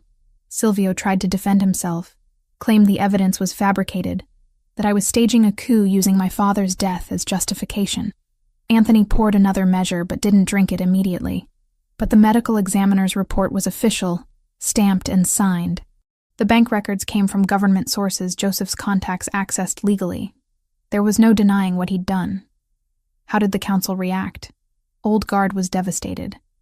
These were men who'd worked beside Silvio for decades, trusted him with their lives and businesses.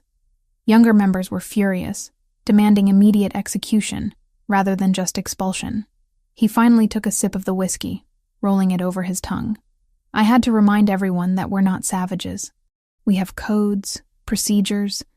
Exile serves the same purpose without making us murderers. I crossed to him, taking the glass from his hand and setting it aside before pulling him into an embrace. His arms came around me immediately, holding tight enough that breathing required effort. "I'm proud of you," I whispered against his chest. "You did the right thing. The hard thing. Doesn't feel like victory. My father is still dead. Silvio betrayed everything we built. And tomorrow I have to sit across from the people who paid him to commit murder and negotiate peace like civilized humans. But you're doing it. You're choosing diplomacy over violence, structure over chaos." I pulled back enough to see his face. That's leadership. The next evening, Anthony dressed with meticulous care in a charcoal suit, black shirt, no tie.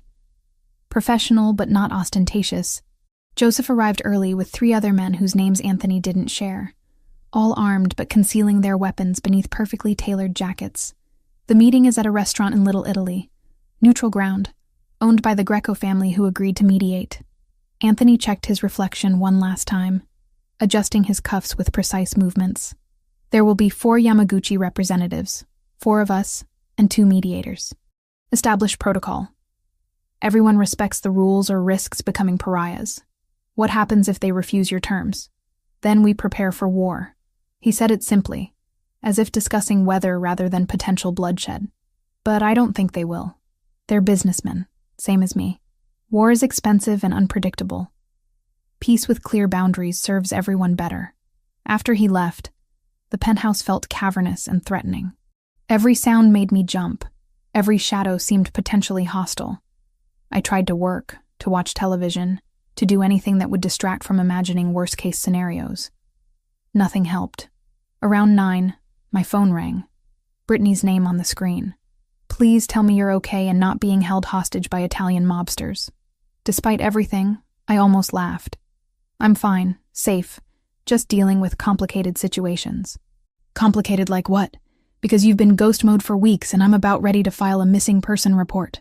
I gave her the abbreviated version, leaving out details about violence and betrayal, but confirming I was with Anthony and things were resolving. She didn't sound convinced, but accepted my reassurances with the grace of a friend who'd known me long enough to recognize when pushing would do more harm than good. Just promise me one thing, she said, before hanging up. If this goes bad, if he becomes someone you need to run from, you call me first. No hesitation. I promise. After midnight, the door finally opened. Anthony walked in flanked by Joseph, both of them alive and apparently unharmed. The relief that crashed over me was physical, leaving me lightheaded. It's done, Anthony said, his voice carrying exhaustion but also satisfaction. Yamaguchi accepted our terms. Full withdrawal from port territory, formal apology for the ambush, reparations paid to the family for damages and loss of operations during the conflict. They agreed to all that? They didn't have much choice. We presented evidence linking them directly to Silvio's activities, showed how their involvement violated agreements between our organizations going back decades. He shrugged out of his jacket, draping it over a chair. The mediators made it clear they'd face sanctions from other families if they continued the conflict. Isolation in our world is death. So it's really over? The active threats are neutralized. Silvio is expelled and powerless. Yamaguchi is withdrawing. You can go back to your life, your apartment, your normal routine. He moved closer, taking my hands in his. Which brings me to what I wanted to discuss. My heart rate accelerated for entirely different reasons. Okay, I know we've been living in crisis mode, making decisions based on immediate threats rather than what we actually want. His thumbs traced circles on my palms, but now things are settling. The danger has passed, which means you have a real choice to make. About us. About whether there's an us. Whether you want to try building something real with me, knowing what my world entails, or whether you'd prefer to walk away while you still can. I'd been expecting this conversation, dreading and anticipating it in equal measure. What do you want? I want you to move in here permanently. Not as protective custody, but as my partner. I want to court you properly, take you to dinners and shows, introduce you to the legitimate parts of my life. His eyes held mine with unwavering intensity. I want to wake up next to you every morning and fall asleep with you every night. I want to build the future we should have had 8 years ago. And the dangerous parts, the family business, I'll keep you separate from operations as much as possible. You'll never be involved in anything illegal or violent. But I won't lie and say risk doesn't exist.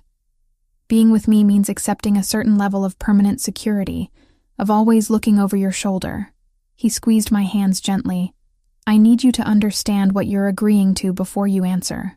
I'd been thinking about this for days, weeks really, since the moment he'd sat down across from me at Bellinot.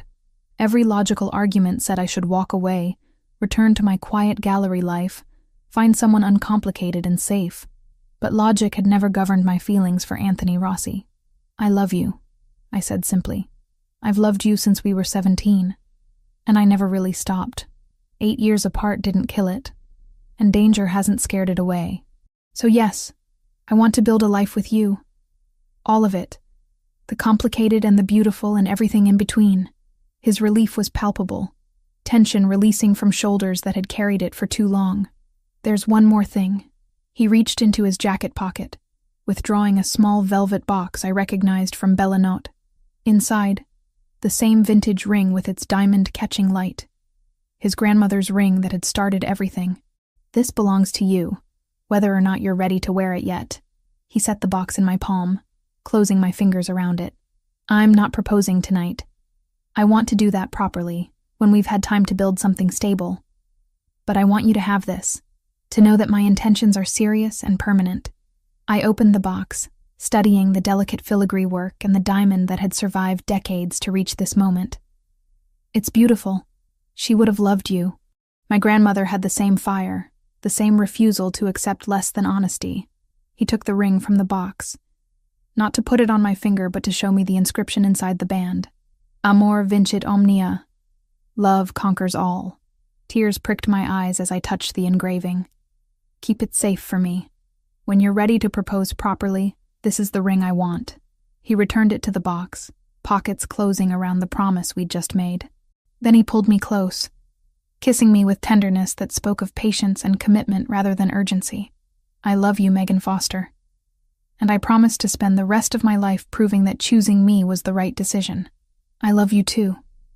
And I already know it was." That night, we fell asleep together in his room, no longer separated by walls or uncertainty. The city continued its endless motion beyond the windows, sirens and horns and the distant sound of construction that never truly ceased. And somewhere in that vast urban sprawl, Silvio Fiorildi was learning what exile meant in a world built on loyalty and respect. But none of that mattered as much as the steady rhythm of Anthony's heartbeat beneath my ear, and the certainty that we'd survive the worst together. Everything else was just details we'd figure out as we went, building the future we'd been denied 8 years ago, one careful decision at a time. 3 months passed in what felt like moments and eternities simultaneously. The penthouse became home in ways my old apartment never had, not because of the luxury or the security, but because Anthony filled the space with his presence. We fell into rhythms that felt both new and ancient. Morning coffee while watching the sun rise over Manhattan. Dinners prepared together in the kitchen that had witnessed our first almost kiss. Nights spent talking until exhaustion claimed us both. I returned to the gallery full-time 2 weeks after the Yamaguchi negotiations concluded. My supervisor welcomed me back with questions I deflected using the same vague family emergency explanation that had gotten me through the crisis. Marcus noticed the expensive watch that had appeared on my wrist, a gift from Anthony. I'd protested accepting, until he'd explained it contained a tracking device that would alert his security team if I was ever in danger. Functionality disguised as luxury. The perfect metaphor for my new life. I called my mother the week after everything with Yamaguchi finally ended, stumbling through an apology for the distance I'd let grow between us. She didn't ask for details I couldn't safely give. She only said she was glad I was safe, and that we'd figure out the rest one phone call at a time. The contemporary exhibition I'd curated from remote captivity received acclaim in art journals and attracted collectors whose wealth rivaled Anthony's legitimate holdings. Mrs. Liang, the donor who'd withdrawn her offer during my absence, returned with an expanded proposal after seeing the installation's success. Professional vindication felt sweet, proof that I could maintain my identity despite the complications Anthony's world introduced. Brittany remained my closest friend and sharpest critic, visiting the penthouse weekly with wine and unsolicited opinions about my relationship choices. She'd accepted Anthony with grudging approval after he'd arranged for her marketing firm to handle publicity for one of his legitimate restaurant ventures, a gesture that demonstrated respect for people I valued. "He's growing on me," she admitted during one visit, watching Anthony expertly prepare dinner while Joseph provided running commentary from his position at the counter.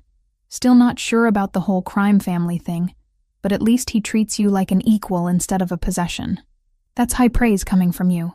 Don't let it go to your head. I'm still watching for red flags." She took a sip of wine, eyeing Anthony with the assessment of someone who'd helped me recover from too many bad relationships. "But so far, green flags only, which is either genuinely good or he's playing a very long game." "It's genuinely good," I said with more certainty than I'd felt about anything in years. Anthony had kept his promise about courting me properly. Dinners at restaurants that required reservations months in advance, tickets to Broadway shows in private boxes, weekend trips to vineyards in upstate New York, where autumn painted the landscape in shades of fire. He introduced me to the legitimate side of his empire, the restaurants and construction companies and import businesses that operated within legal boundaries, people who knew him as a successful entrepreneur rather than a crime boss. But he never hid the other aspects either. Security remained constant but unobtrusive, Joseph and his rotating team maintaining their vigil without intruding on our privacy. Occasionally, Anthony would receive calls that required him to leave at odd hours, returning with tension in his shoulders that only eased after I'd held him and let him process whatever darkness he'd encountered. "I won't lie about what I do," he'd said early on, establishing the ground rules for our relationship, "but I'll keep you separate from operations. You'll never be complicit, never be at legal risk. That's my promise to you. And the moral risk? Knowing what you do but choosing to love you anyway? That's a choice only you can make. I won't judge you for walking away, but I will judge myself for asking you to stay." His honesty, brutal and complete, had cemented my decision more than any romantic gesture could have. One evening in late February, Anthony returned from a legitimate business meeting with an energy I recognized as anticipation poorly concealed. He changed out of his suit, opting for dark jeans and a sweater that made him look younger, more approachable. "I want to take you somewhere," he said, offering his hand.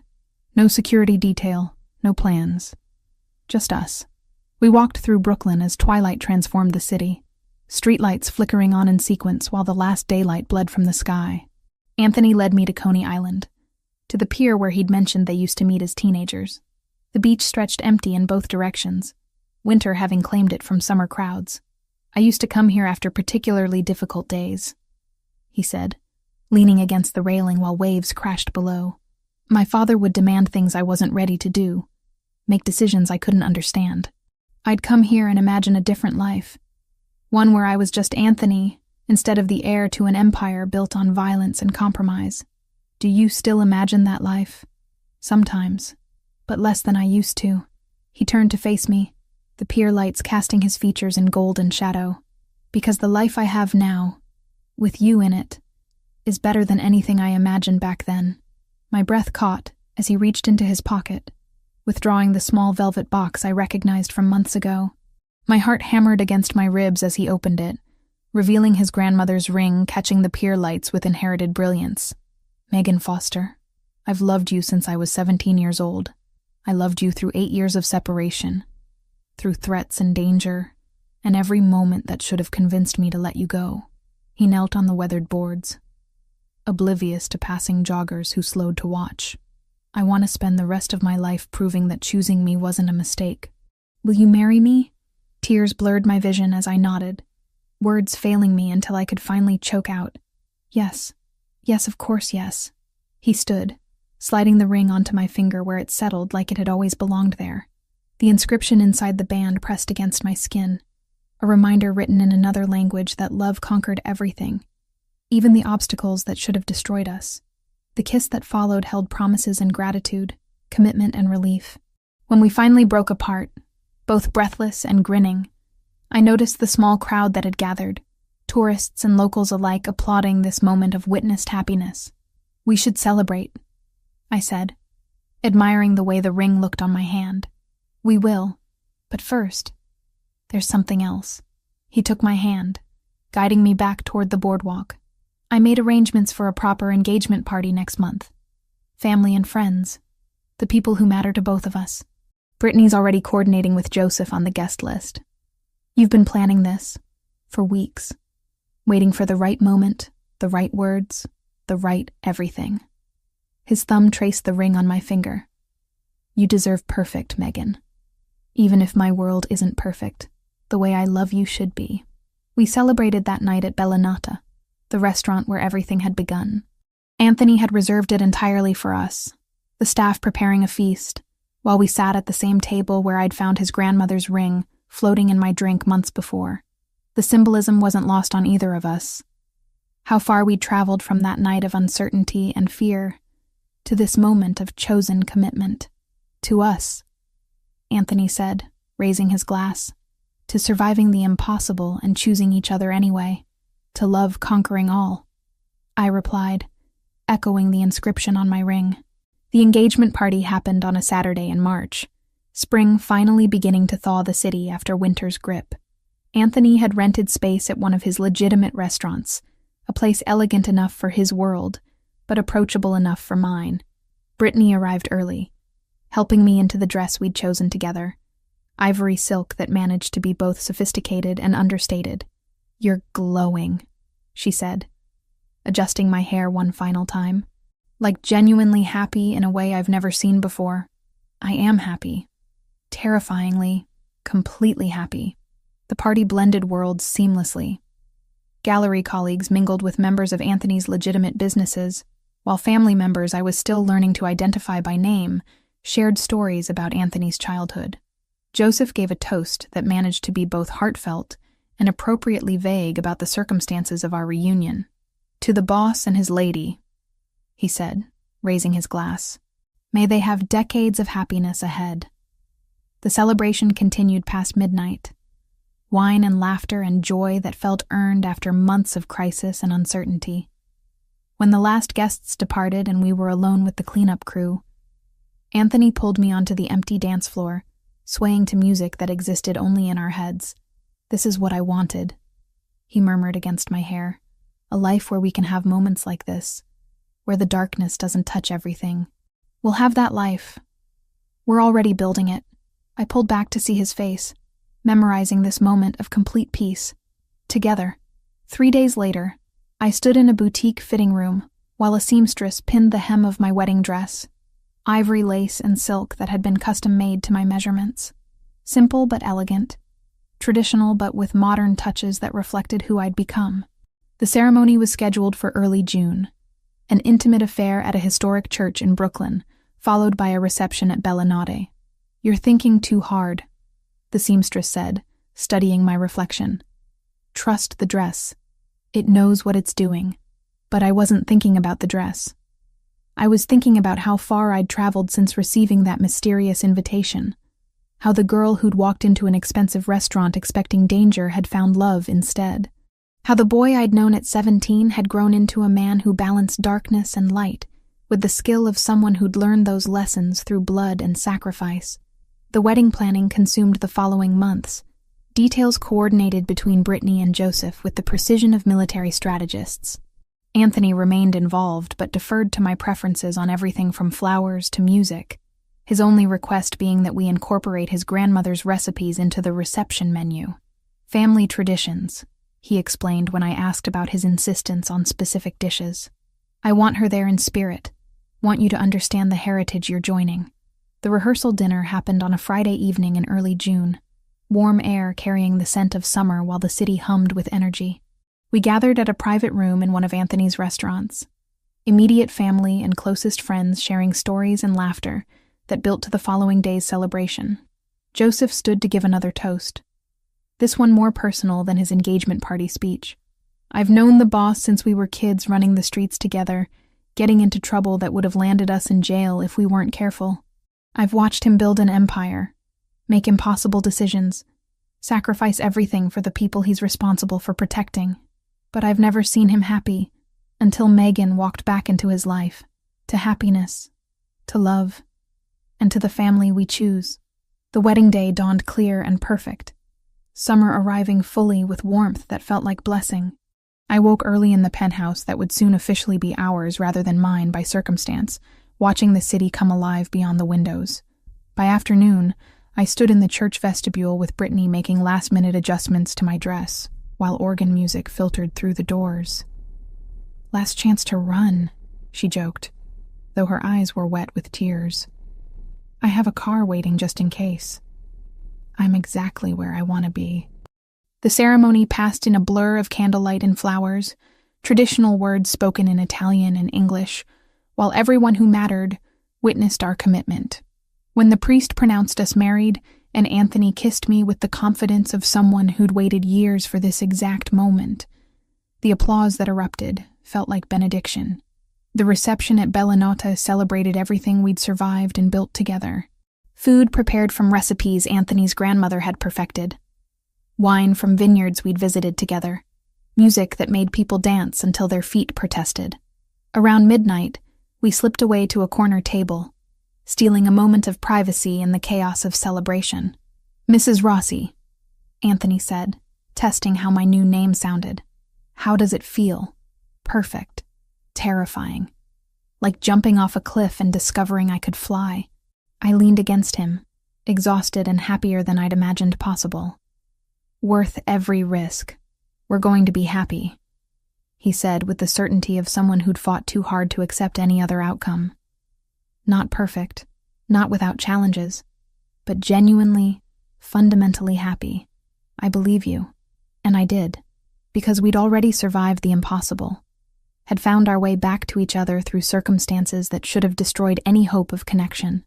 Everything else was just details we'd figure out together, building the life we'd been denied 8 years ago, one careful decision and hard-won moment at a time. The city continued its endless motion beyond Bellinotta's windows. 8 million people pursuing their own dreams and disasters while we celebrated ours. And somewhere in that vast urban sprawl, the boy I'd loved at 17 and the man I'd chosen at 26 merged into one complete person, mine in every way that mattered, for all the imperfect, beautiful years ahead. The end.